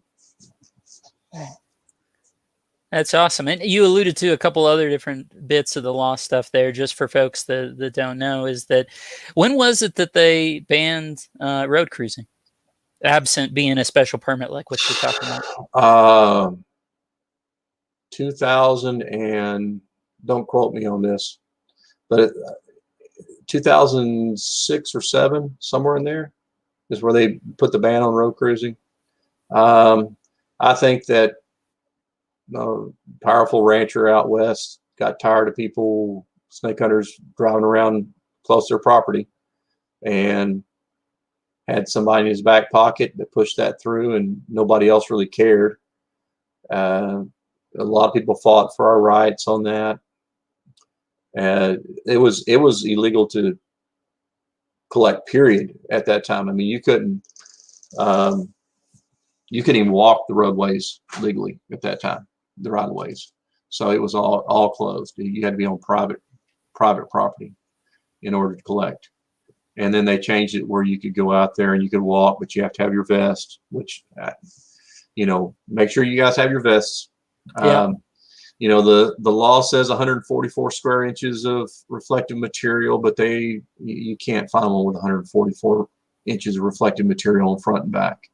I know people that took reflective tape and taped it on their vest to have more, but they're usually, if you're making a legit effort and you have one that's issued by, OSHA certified or whatever, and, you can buy them at Walmart or order them off the internet and have enough reflective. I don't think they're going to give you any issue on that. But even have it on if you're in the car. I know, especially down River Road, you're supposed to have it on in the daytime too. So pretty much if you're going to do anything that looks like herping, I'd have my vest on just to be safe. They're probably going to be harder on out-of-staters than they will in-staters too. It was so fascinating when we had gone down to River Road and we're coming back up. We went through that border crossing, and it's way up just south of it's above the 21 mile south Alpine, right? It's at like 16 or whatever. So we go through, and it's the only place I could ever imagine that the response would be, "Oh, you guys are looking for snakes. You find anything?" Yep. They look, 4 dudes in a car at 2:33 in the morning, all wearing construction vests, and they know exactly what it is, and they're just like, "Oh, okay, very good." Yeah, all the people that are smuggling drugs and everything, they need to just wear a reflective vest at night, and they're in good shape. They'll make it right through. But yeah, you're right. And if the thing that's aggravating is if you're a geologist and you're working a cut looking for fossils or anything else, you don't have to have a reflective vest on. In the springtime here in Texas, everybody goes stick their kids on the side of the road in the blue bonnets to take their pictures. You don't have to have a reflective vest on then. But we were told that they're worried about our safety, so we need to have our reflective vest on. But they don't care about the little kid that's sitting in the blue bonnets or the photographer that's on the side of the road. That's in much more danger than we are, safely off the road, walking the cuts out in the middle of nowhere in West Texas. But yeah, I mean, I'm going to comply, and I guess I'll tell a story real quick. I've got a friend of mine that's he's a little bit crazy, and we were up in the Davis walking the cuts, and I leave, and I come back, and he's walking, and he's completely naked except for his vest, and he's wearing it like a diaper. And he said, Oh, goodness. he said, I'm on a game warden to come stop me because I am legal. But nobody ever did. But I mean, and I guess by letter of law, he was legal. He had reflective material and enough of it. He's just wearing it a little differently than what it was intended, I guess. But yeah, I'd make sure that you have that on anytime in the day too. So if you're out walking around, I don't know if you need to wear it in the car in the daytime, but at night you need to have it on. Something else, you're not allowed to pick anything up on the roadway unless you have a scientific collecting permit, and the roadway counts the shoulder because it's an improved shoulder. It has to be off that improved shoulder. So anything that is paved, you can't pick those up. Now, there's some people that do workarounds where they pull off the road and they just sit there and wait till it crawls off, and then they go get out and pick it up. That's a pretty gray area, because it is illegal to spot and anything with artificial lights from a vehicle. So you take that however you want it. There's been people that put out fake snakes. Law enforcement put out fake snakes and stuff to entrap people out there picking stuff up. I was wondering about that. I knew that was a California thing that they would do. So when we went in September, I think we're going to have a different experience this time fundamentally, just with maybe now things will be different in terms of how many folks are out, and then law enforcement in the same way, because we didn't hardly see anybody at all. But I feel like that's maybe a September thing versus a June thing. Probably. A lot of people don't. A lot of people last year was weird, as you know, and just in general. But there was a lot of people out. I think there was a lot of young people that were making more money, on unemployment than they were in their job anyway. And so hey, let's go snake hunting. And so they hung out and had a lot of people out there later in the year. They probably it was not a real productive year last year, really dry. I think they just kind of got tired not seeing any snakes and maybe got burnt out and maybe left by September. September can be really good in a lot of places out west, and a lot of people don't go. I don't get to go in September as much as I like to, because I'm teaching at that time. So I retire in 3 years. So after that, I'll be out there in September a bunch, in October too. But yeah, you probably won't see as many in September. Going earlier in the year. And I don't know what to think this year. I know that I talked to some people that are out, here the last couple weekends, and a lot of people don't like to hunt around the full moon out west. Really, you're walking cuts. It doesn't make a lot of difference. You can get on the dark side of the cut and you're fine. Finding stuff crawling across the road you're going to find fewer, but you're not supposed to do that anyway. So, but I expect there'll probably be a lot of people coming out here in the next couple of weeks. Been raining a lot, which is double-edged sword. It doesn't look like it looks like it's about to stop raining in some places, maybe warm up a little bit. So it might be really, really good. Further west, they still haven't had enough moisture.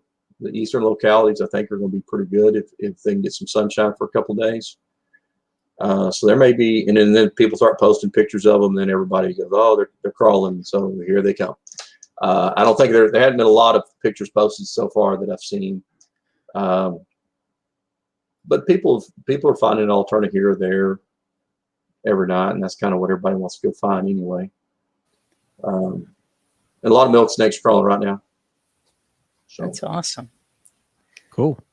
So I have a few nitpicky specific questions, that you're the perfect guy to answer. I guess one more law one. Well, two more law ones. One, so does the River Road exist as a collectible locality at this point, at least for everybody who's not situated to pull stuff off the road, or is it? Because that was never really a cut space thing, right? It was mostly a driving. Well, people walk out there. They for the longest time, people just road cruise there because there's a lot of snakes crawling across the road there, and it's easier to sit in your car and drive than it is to get out and actually walk. There should be an easement through there. It is a state highway. It's a farm market road, FM 170. There should be an easement that is public right away, even through the state land.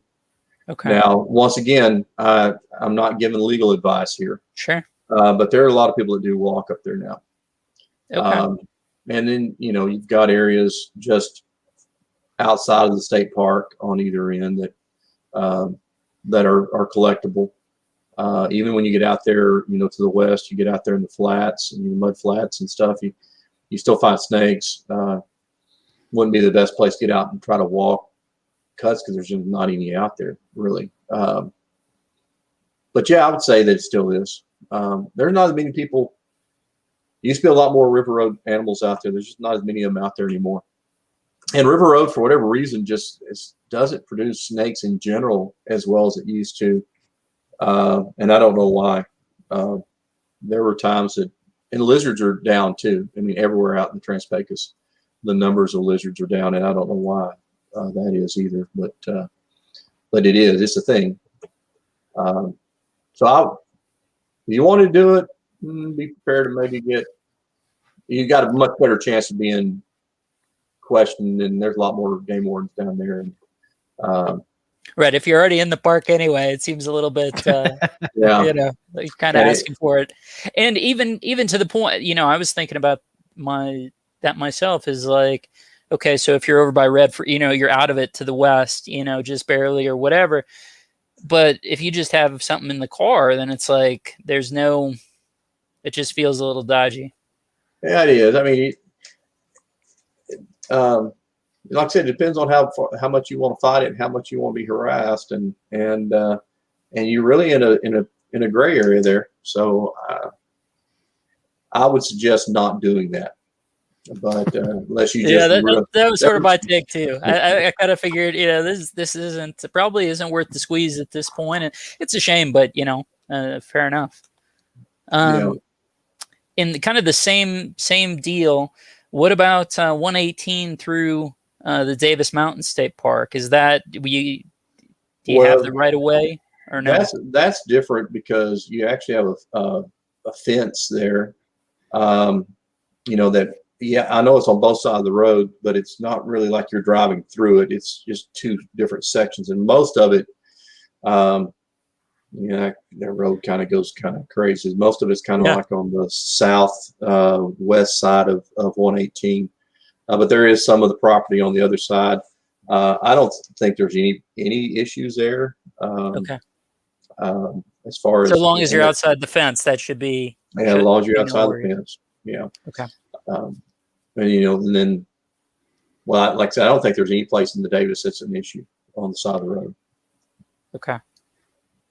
Let me see what other specific bits. So when you talk about, and this is kind of gets into your naming conventions and stuff, I know a lot of the stuff, I think it's just sort of a shorthand for folks who love alterna and are into it and it matters, none more than you, right? In terms of saying this very specific piece of information.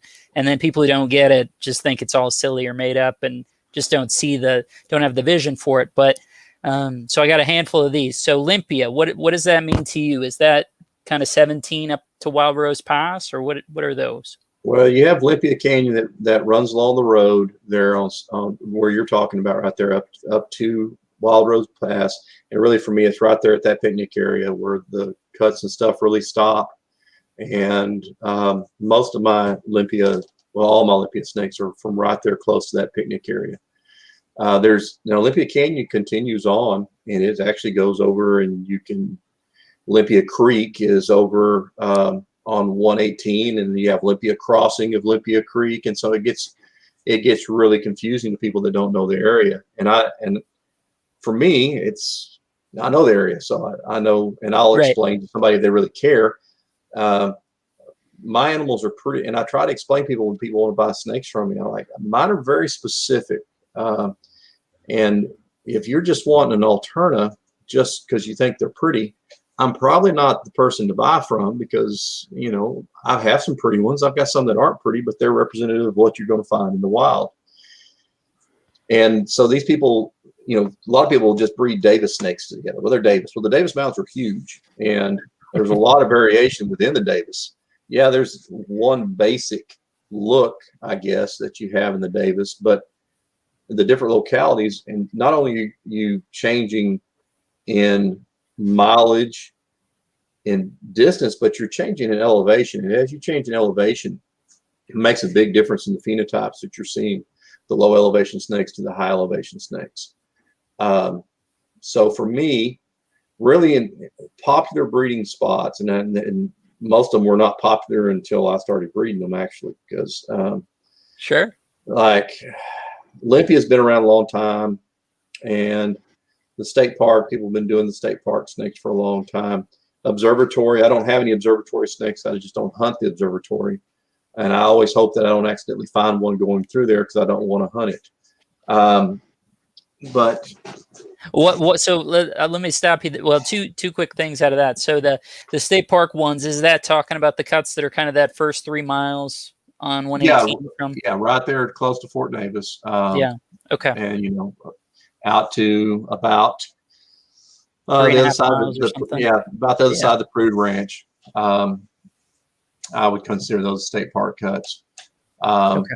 And then you start getting pretty close, and then you got other cuts in there that people really don't hunt that much, and I don't really know what to call them right through there. You kind of get the Olympia Crossing area there, and then you get the observatory, and all this is on Highway 118 heading up toward Kent and the interstate I-10. So what don't you like about the observatory? Let me interject with that one. What about observatory isn't fun? I don't want to say it's not fun. It's long. It's long. I'm getting old and out of shape. It's steep. It is the cuts are, most of them are really tall. It's one-sided. Right. There's, you can work a small section, but you're tempted to just keep on going unless you had somebody with you. We've gone through there and leapfrog each other, where you drop somebody off, they drive up, and when you get to the car, you jump in and drive ahead of them. That's about the only way to do it. Right. And, like I said, it's steep and it's high elevation. And the snakes could be way up high, and you might just look at them and watch them crawl away. A lot of people have, and that's a bummer. tough to deal with. Yeah. Yeah. But other than that, nothing. I've hunted them. I've never found an alterna off them, so I don't hunt them very often. And like I said, I really don't want to have to hunt them. I'm at the point now I don't have to hunt anywhere. I've got everything's paired up, and that's great. I don't have to go hunt anywhere. I can just go hunt where I want. So that's fabulous. Let me see. So a couple other ones. So the muskies, is that on 118 kind of the other way from Fort Davis down to 1837, or what do you call those? Well, Moosey's Canyon starts 1837. We call it the Girl Scout Road because it's got a Girl Scout camp at the end of it. Just beyond that, just at the past the county line when you first get into Jeff Davis County, you have two little cuts there that actually have produced, but you're still relatively low in elevation, and you just start going up. And that whole thing is Moosey's Canyon that you're falling up through there all the way till you get to the where it flattens back out, and you have the Chihuahuan Desert Research Institute on the right hand side, and you got High Frontier on the left hand side. And that whole thing is Moosey's Canyon. Now, there's even within that canyon, you have subpopulations. In my opinion, I'm not breeding something from the CDRI cuts with something from the low cuts down there at the bottom, because you change the elevation quite a bit there. Other people probably wouldn't have any problem with it, but there's enough animals out there that you can do your sub pops even within subpopulations even within Moosey's Canyon. So all mine come from CDRI cuts, which are the last ones at the very top, and those are ones I always hit. But there's I've got one. It's out on breeding loan. It actually fathered a clutch of eggs. That guy's sitting on right now from the far south end, right there where you're talking about by 1837. So anywhere in through there would be Moosey's Canyon. My biggest thing is, these specific, you get several generations down the road, they're going to say, oh, these are Mooskies, or these are from the Davis, or these are from, that's kind of what happens. And so, and that's fine for some people. That's what they want. Just what I don't like is when people post a picture, say, hey, what locality is this? I got this I got this from some guy that's getting rid of it. What locality is it? Well, you can't do that. And some people try. But and then in the Davis also that you got your Boy Scout Road, which is is a pain because if you get out we there, went up there, and it seemed like it. Honestly, it was one of those. I wonder, and you can best speak to, is it just sort of that it was a long time, the most famous spot for a long time relative to what it is, or is it worth doing? I think it's more of a, like you said, it's kind of for the historical value. And also you get down there, if there's anybody else down there, you kind of screwed. And then you got to drive a long ways down that road to find somebody. You get down there and say, oh, great, somebody's here. And enough people know about it that I don't even go down that road anymore. And then up in Madeira Canyon, is the high elevation stuff there in the Davis. And, for a long time, I think people didn't think alterna would go that high in elevation. And they'll go as high as the mountains go in Texas. So, it gets kind of chilly up there. But there's snakes there. And really, I started producing those and told a few people, and then they told a few people, and I showed some pictures. And I got it really a friend of mine's wife actually found the first one that I got from up there. It's a fantastic looking animal. And they found it when the sun was still up. They found it about 7 o'clock, and they were actually coming back. We'd found some plants up there on the way to Kent, and we were waiting to go to seed so we could get the seeds from them and propagate those. And so he'd been going up there checking to see if they got the seed yet. And he was coming back, and he was looking at his plant book, trying to key it out exactly what it was. And his wife saw it, and they caught that thing. And I got out there, and so I started hitting it pretty hard up there. And most of them don't look like that. That's what people don't understand. You get one, and one spectacular one. Yeah, and the crazy thing is, the first clutch she ever produced these fantastic looking animals that I did not keep very many of, and other people got them.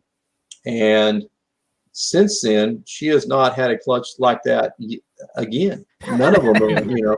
She produced these things with these big, wide orange, bright orange, crazy looking babies, and she hadn't produced any that looked like that since. And so when you see Madeiras out there, they're probably the ones from her that, and you go, wow, that's a fantastic looking snake. You're probably not going to find one that looks like that. You're probably going to find a gray and black banded snake is what you're going to find. Because that's what I find up there. Yeah. So is that is that a road thing, or that's a, just private access land and all that sort of deal up that way? No, there's a lot of cuts up there. It's up by the picnic area, and a lot of people hunt up there now. Like I said, it's kind of okay. It's not secret anymore. Yeah, 100%. No, I know what you're talking about. Eric, we actually went up and did the little hike that's up that way and all. So it's a cool spot. Up there through the Nature Conservancy. Yeah. Y'all did that hike. Yeah. And they have open weekends on the Nature Conservancy where you can go back in there. It's a beautiful, beautiful area. And you get up that high, you got a chance to catch mountain horn lizards, which they are protected, the mountain shorthorns. But you can only really find them there in the Davis and the upper elevations, and then in the Gwags.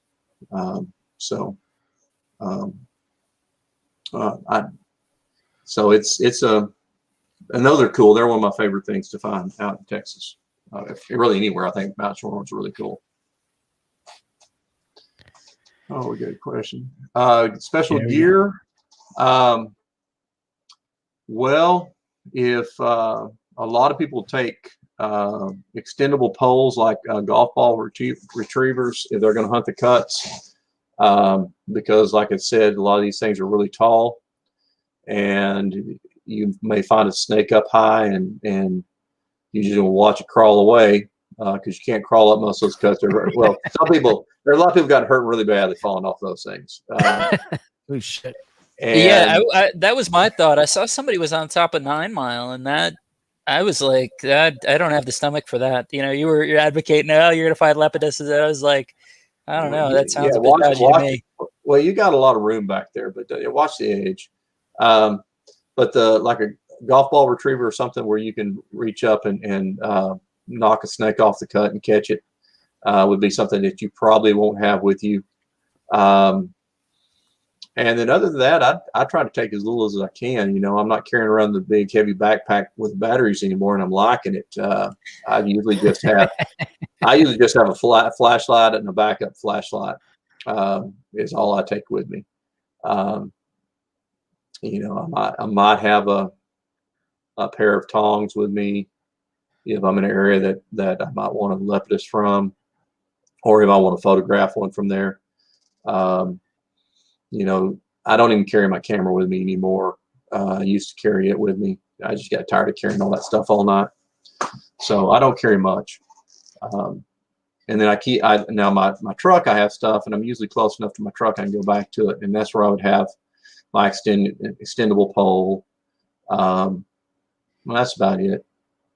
I think that's only specialized equipment I would think that alterna hunters would have out hunting cuts. Gotcha. And a really good flashlight.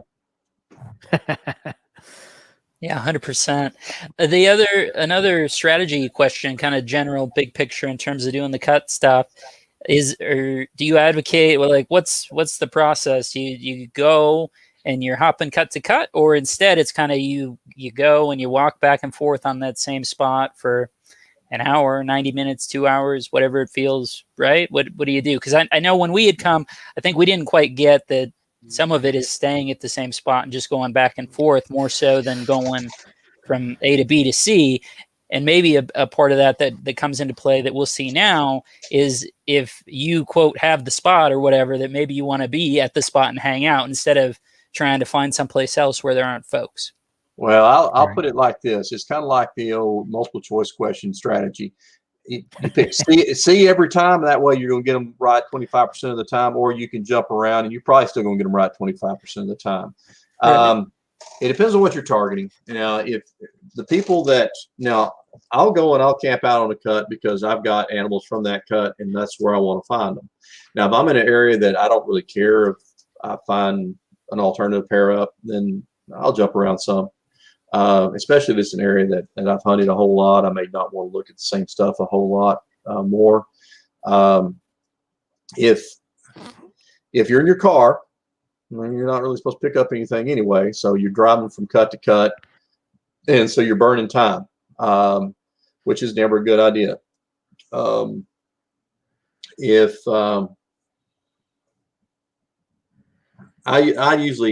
would advise staying in one place and finding you a cut you're feeling pretty good about, and it doesn't have to be a cut that's a famous cut. Cuts become famous because one person has a nice snake there, and people think all snakes you find there look like that. These are alterna; they're extremely variable. You're probably going to find an uggo in most places that you go. You go to Langtree. Langtree snakes are easy to find. Most of them are dog ugly, but every once in a while, my dad caught one in '74. I think that was one of the best looking alterna I've ever seen. Big black, black head, solid black cap, super light face. You just don't find those very often. But people say, "Oh yeah, where did you find that?" Well, it could have been anywhere on any of those cuts. Could have turned out one like that. But if you find out it came from this cut, everybody's going to go there. And people that have had success breeding in certain areas.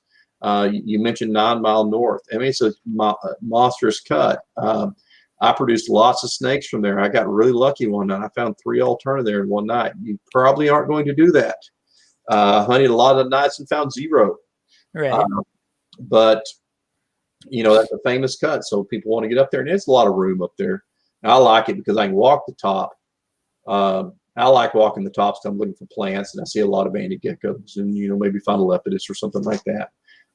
But you also get cut up, and and so I'm surprised on how many herpers just are scared of rattlesnakes. They're scared to death of them. They go out there with these big chaps on and stuff. You don't want to walk those with chaps on. Okay?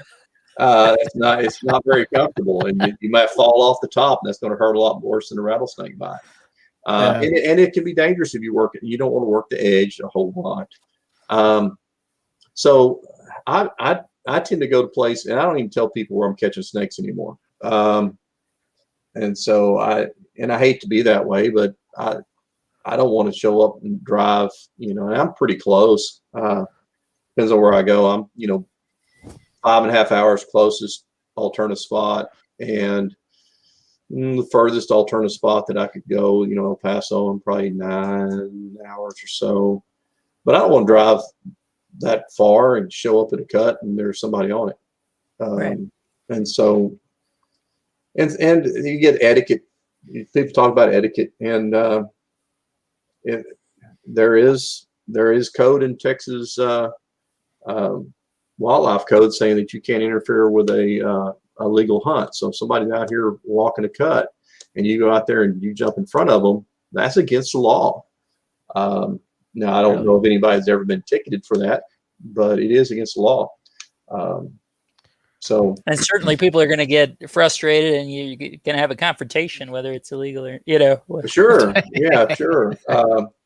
So I just try to avoid all that mess and try to stay in places that people aren't. And there's a lot people. I don't know why people don't understand. If you're in the Trans-Pecos and you see a rocky area, there are alterna there. Take a look. Yeah. Get out and start walking. And even if it's not a great looking cut, if you have a road right of way access, walk around out there. You got a good shot of finding stuff. A friend of mine was he's got him a little bitty cut that he lucked out and found an alterna on, and he's walked it a couple times, and I'm talking a little bitty thing, people that would just drive right by. Right. And it's a ways away from everybody else's stuff, and he's finding a lot of snakes on that thing because he's getting out and putting out effort in a place that nobody else is. So get out a map, find a spot that's got some cuts and got some road cuts, and go try it out.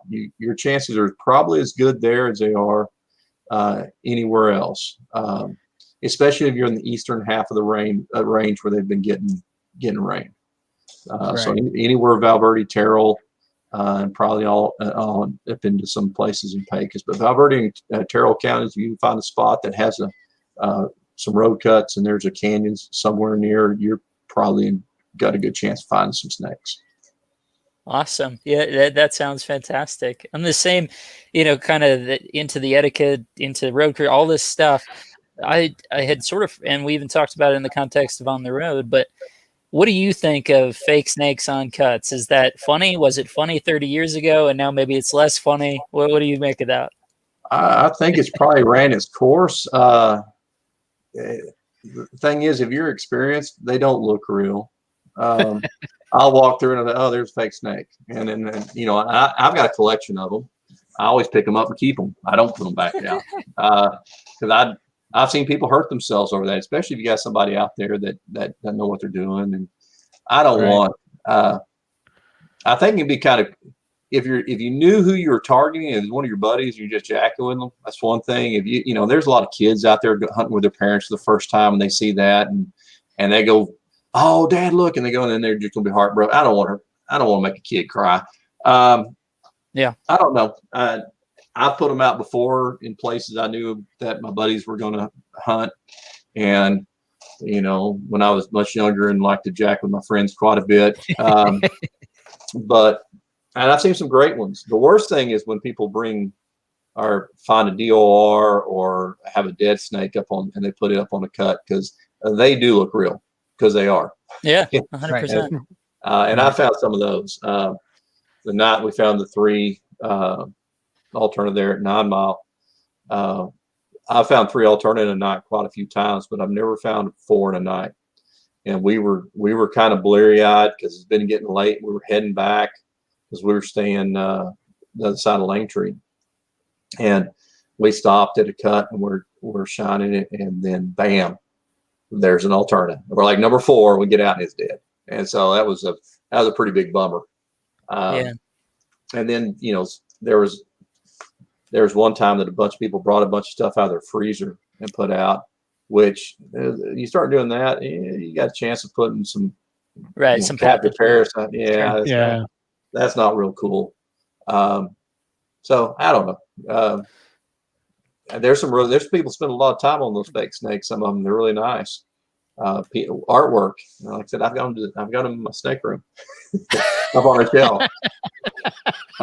So I'm I think maybe the good ones, it's a whole different deal than the fake ones. But. Yeah, I did in California. I was cruising out there, and that somebody took a piece of rubber hose and it had stripes on it, and I picked it up, and on the bottom it says "Hosey Boa."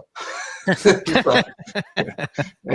that was pretty cool, and so I kept that. And then they do a lot in California too, I found out. It's pretty easy to put out something that looks like a desert phase cow king. That's an easy one to do, and it's pretty effective. So I don't know. I'm kind of in the middle on it. I've seen these just the crappiest looking glow in the dark ones you get at the dollar store put on cuts, and I'm like, who are these people trying to? I mean, is somebody actually calling for this? I mean, it doesn't look real at all. So I don't know. Maybe I'll find one. There's some of them that are out there glued to the cuts. And I think maybe you take your chisel and chisel them off and take it home with you. Oh, very good. Do you have a personal favorite locality of alterna, and has it changed over time, or is it related to the look or specific animals, or even just the kind of the story and situation that surrounds it? I've got a lot of favorite localities. I've got some that are not very favorite, just because, like I said, I've caught so many in Valverde County, and seen so many caught, and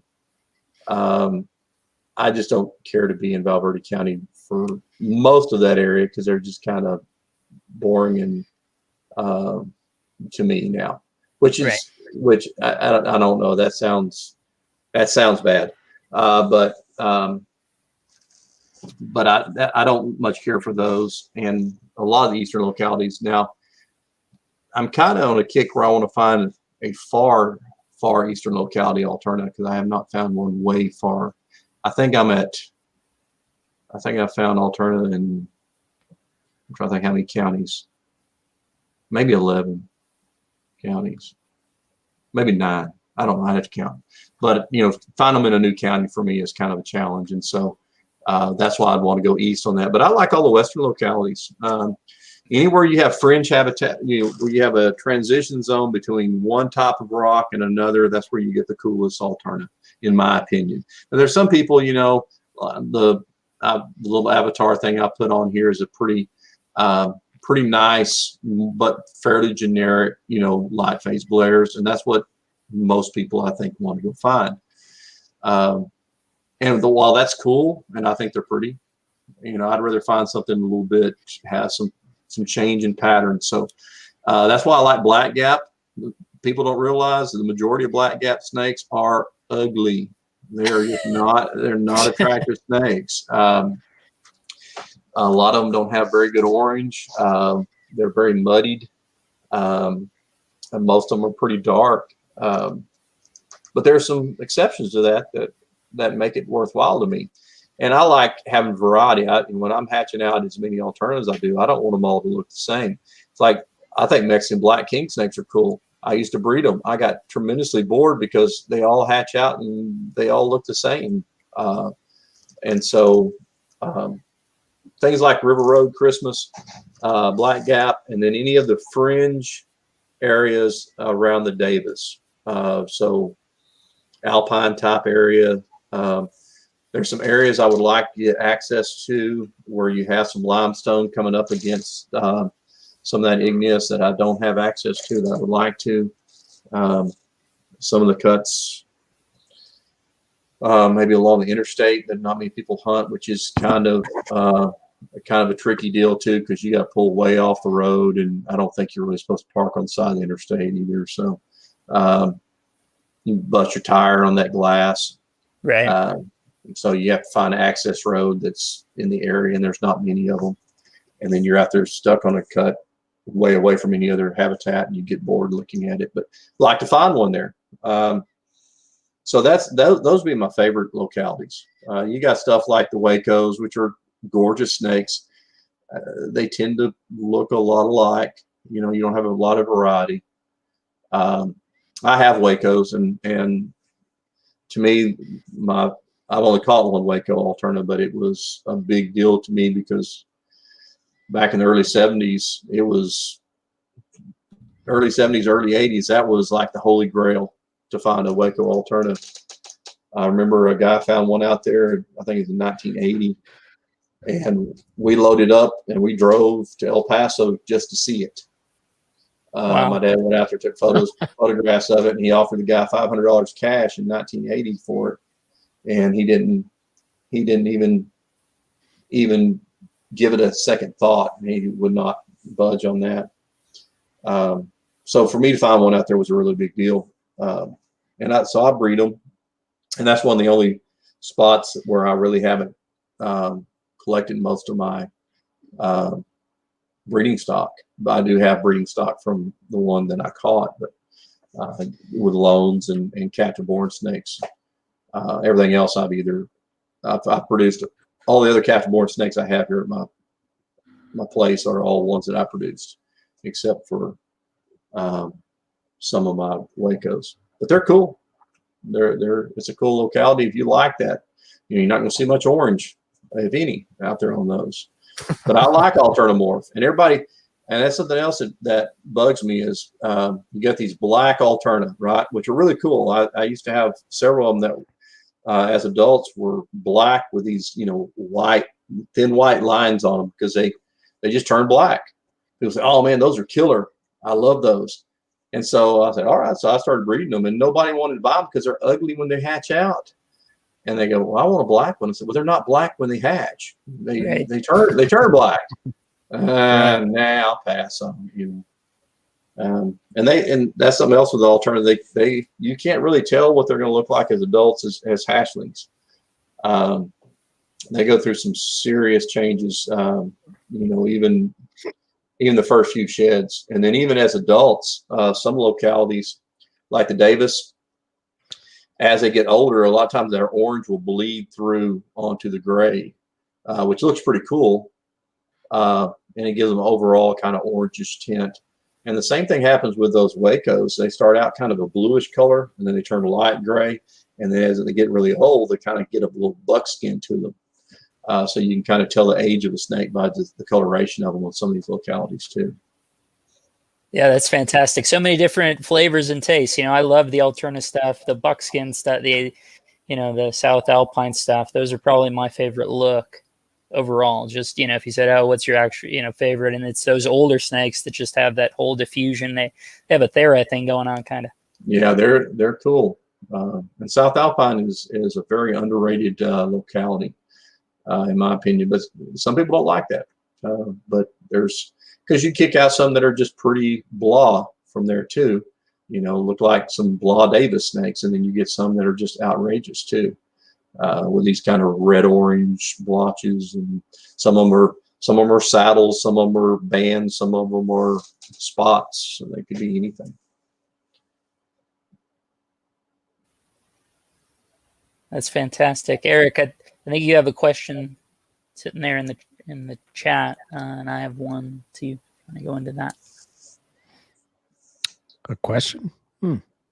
No, that we answered that question. The gear.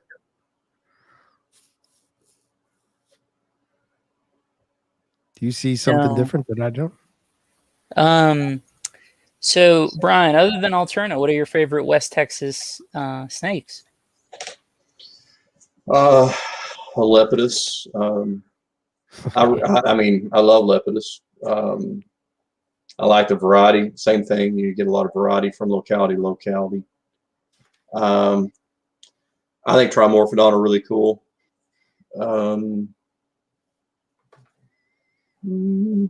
Those are probably my top three favorite things to find. Cuckolod and stuff like that, they're cool to find just because they're a little different.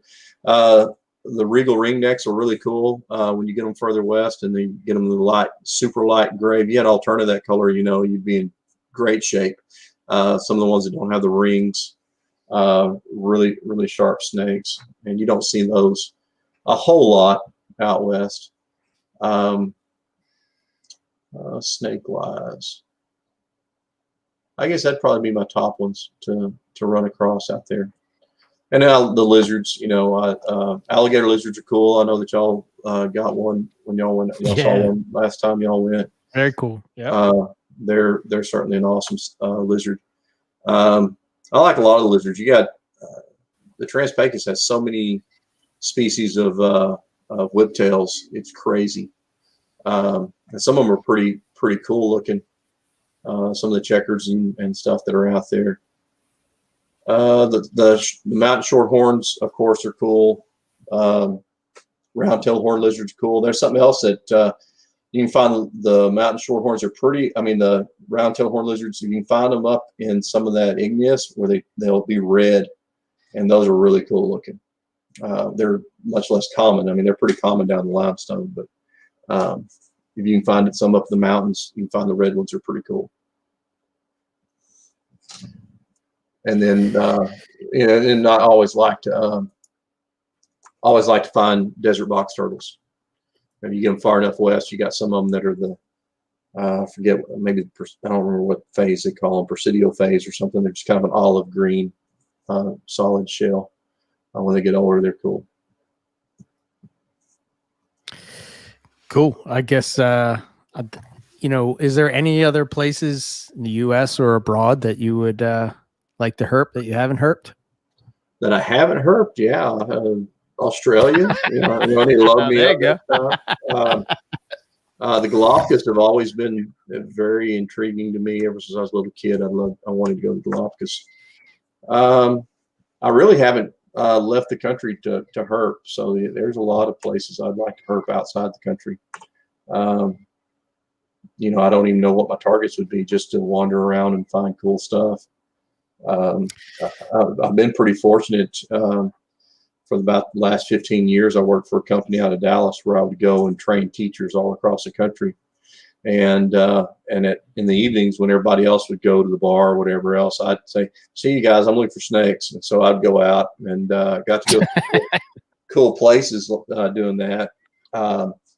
So I don't know if there's any place in the United States that I would like to herp that I have not gotten to herp. Oh, cool. With the exception, maybe some, maybe in Kentucky for some salamanders and stuff like that. I haven't done that, but I've hit most of the other spots. Now, would I like to go back to some of those spots? Certainly. I mean, I love the deserts out in Southern California. They're fantastic. I love the Everglades. I think they're fantastic. I just enjoy being out there, whether I'm finding stuff or not. And that's really, to me, it's overall, herps are just kind of, I like to go places where any herp I find is going to be cool because I haven't found it before or I don't see them very often.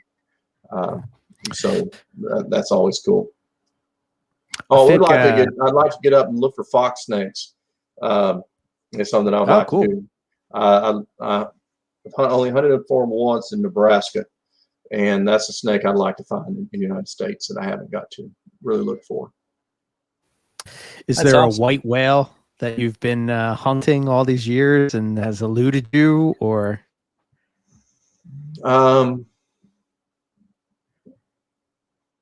I've never found a pyro, which is strange. Okay. I've found a DOR. I found a couple of DORs. I never found a live pyro. Right. And then out east, Florida pine is one that I really like to find that I haven't, that I've spent some time looking for that I haven't found. And then eastern indigos. So I guess those would be the top three that I really like to find. Cool list. Yeah, man. Yeah, awesome. The cool snakes. Yeah, I've been fortunate to find some cool stuff over the years. Found albino milk snake, so nice. That was really cool. That's probably the coolest, the most unusual thing I've ever found. But so that was pretty cool. Is that one that can't find it if you captivity, or did that just go back to its deal in the wild? No, it went to a breeder. I brought it back, and a breeder had it for a long time, and that was good with milk snakes, and it just never did grow. So nothing came of that as far as even captive animals, which is unfortunate because I love milk snakes. I don't want to keep milk snakes. I don't want to hatch out baby milk snakes and try to feed those little things. And so he did, and it's like, hey, I might try some, once we get some of these established, I might try to raise some up, but it never got established. So that was kind of a bummer. Cool. Yeah, it's very cool. All right. Well, Eric, do you have anything else? No, I'm pretty good. I'm just ready to get out there and herp, and I'm excited for you guys. I think y'all gonna have a good trip. Y'all will definitely see snakes. I know that you have targets. I don't know if you'll find all your targets, but you'll find some of them. I'm pretty sure. So I'm excited. Just stay away from the crowds and find your little spot away from everybody, especially if you're in the Far East. What I just got to ask you guys, what made you guys want to go to the far eastern part of the range, I guess, of these snakes? Yeah, so I mean, really, it's mostly a question of just the practicalities with going to San Antonio rather than El Paso, just in terms of flights in from where everybody's at and all that stuff. And then I'd love to see a Texas indigo. It's more so that than even an eastern alterna. It's like, if we could see one of those, just see it doing its own deal, that would be so fabulous. Epic. It would be. A lot of times they don't like to sit still. So last one I saw, it was crawling across the trail, and it just kept on crawling. So I didn't even get close to it. Oh shit! And they're another one that's kind of hard, because they could be anywhere out there. It's not that they're rare. It's just that, running across them in the right spots, it's hard to target the exact habitat with those. I got a good shot at barking frogs and stuff like that, Far East. Like that kind of stuff? Or Yeah, I mean, all, Yeah. any and all, even heck, when we were on, I think it was River Road, right? We kept seeing those spadefoots that were super cool, and any everything. Yeah. Plants, lizards, snakes. Yeah. Whatever. Those greater Bird. earless lizards down on River Road, or in the park actually. But those are amazing. Those males are amazing. They are. They're Yeah. beautiful. I almost mentioned those earlier. They're. I mean, they're common, but they're beautiful. Nice to see. Well, y'all shine in the cracks and stuff. The bad thing about shining in the crack, you may see something that you'd really like to be out of the crack that's going to stay in the crack, but you might see some.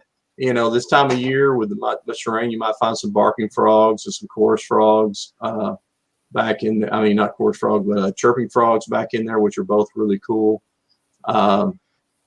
You may see some snakes back in, and you'll see lizards, crevice spinies and stuff like that back in there. But you might see a snake that say, "Hey, at least I saw one." Yeah, Right. Yeah. We saw the patch nose before, last time, and that was even not a very cool snake.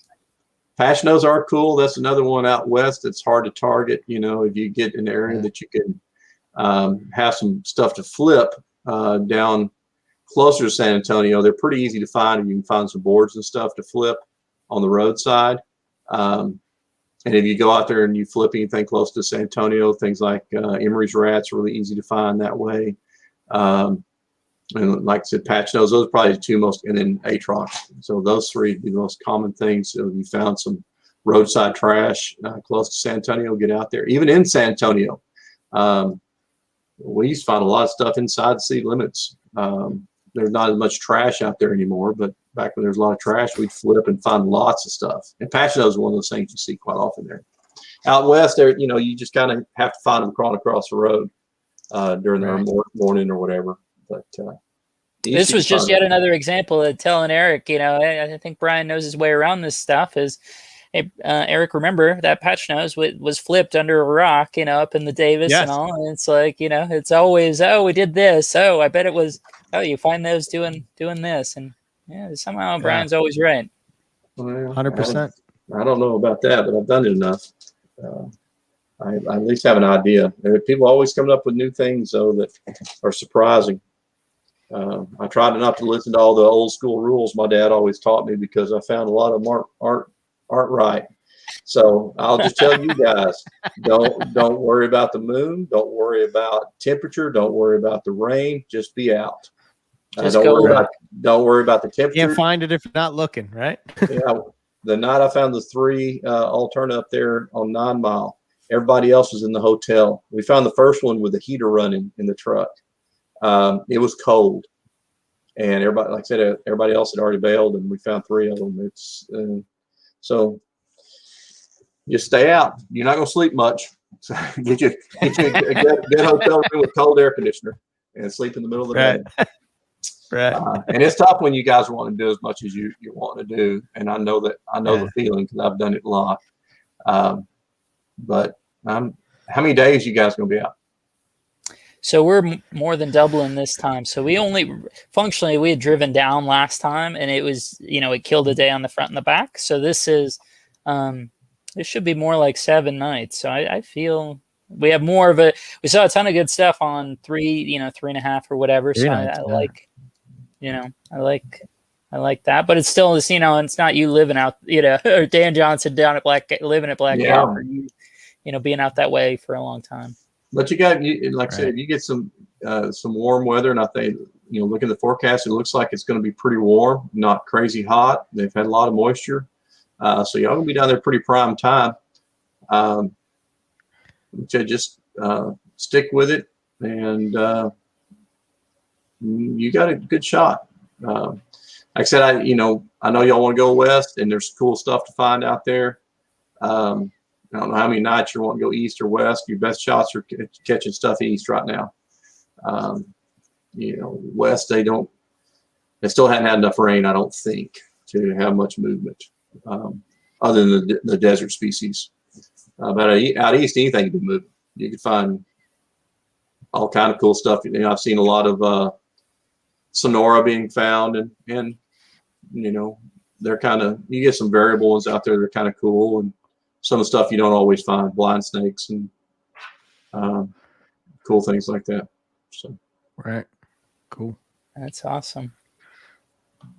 All right. Well, I guess we'll wrap it up, and yeah, thank you so much for chatting. Yeah, with this us, has man. been fantastic, Brian. I really appreciate it. This No, is I enjoyed it. Y'all gotta have to let me know how you do. Like I said, I'm a little jealous. I thought about shooting out this weekend myself, but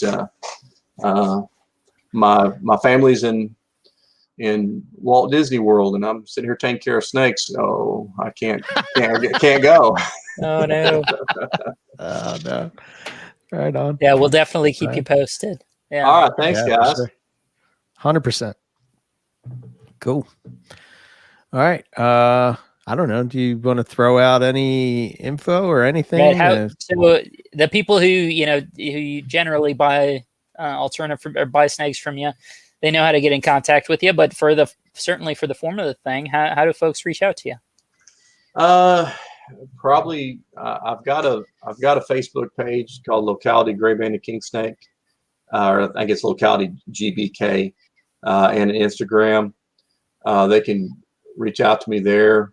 I really don't advertise much, and most of my stuff goes. I don't want to hurt anybody's feelings because everybody seems to want. Everybody say, I want your nicest snake from this spot, and I'm like, well, you're probably not going to get it. But yeah, I'll have plenty of hatchlings this year. I love to sell some folks. I would love them to be experienced and have some access to lizards and be willing to listen to some advice.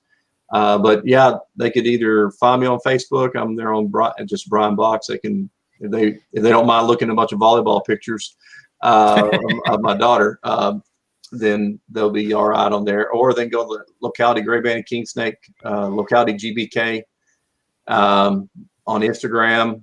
I'm on there and on Facebook, and I probably need to try to update some of my stuff on there because it's pretty old. Okay. But yeah, I'd love to have some people that are interested in alterna reach out to me if they're interested in locality specific and are willing to work with some trouble feeders. Holler at me. Okay. Right on. Excellent stuff. Awesome. Cool. All right. Yeah. So that's it. We'll call it quits, and yeah, have a good night. Yeah. Till next time. All right. Thank you, guys. I'll talk to y'all soon. All right. Awesome. Bye, man. Thanks, Brian. All right. See you. Bye.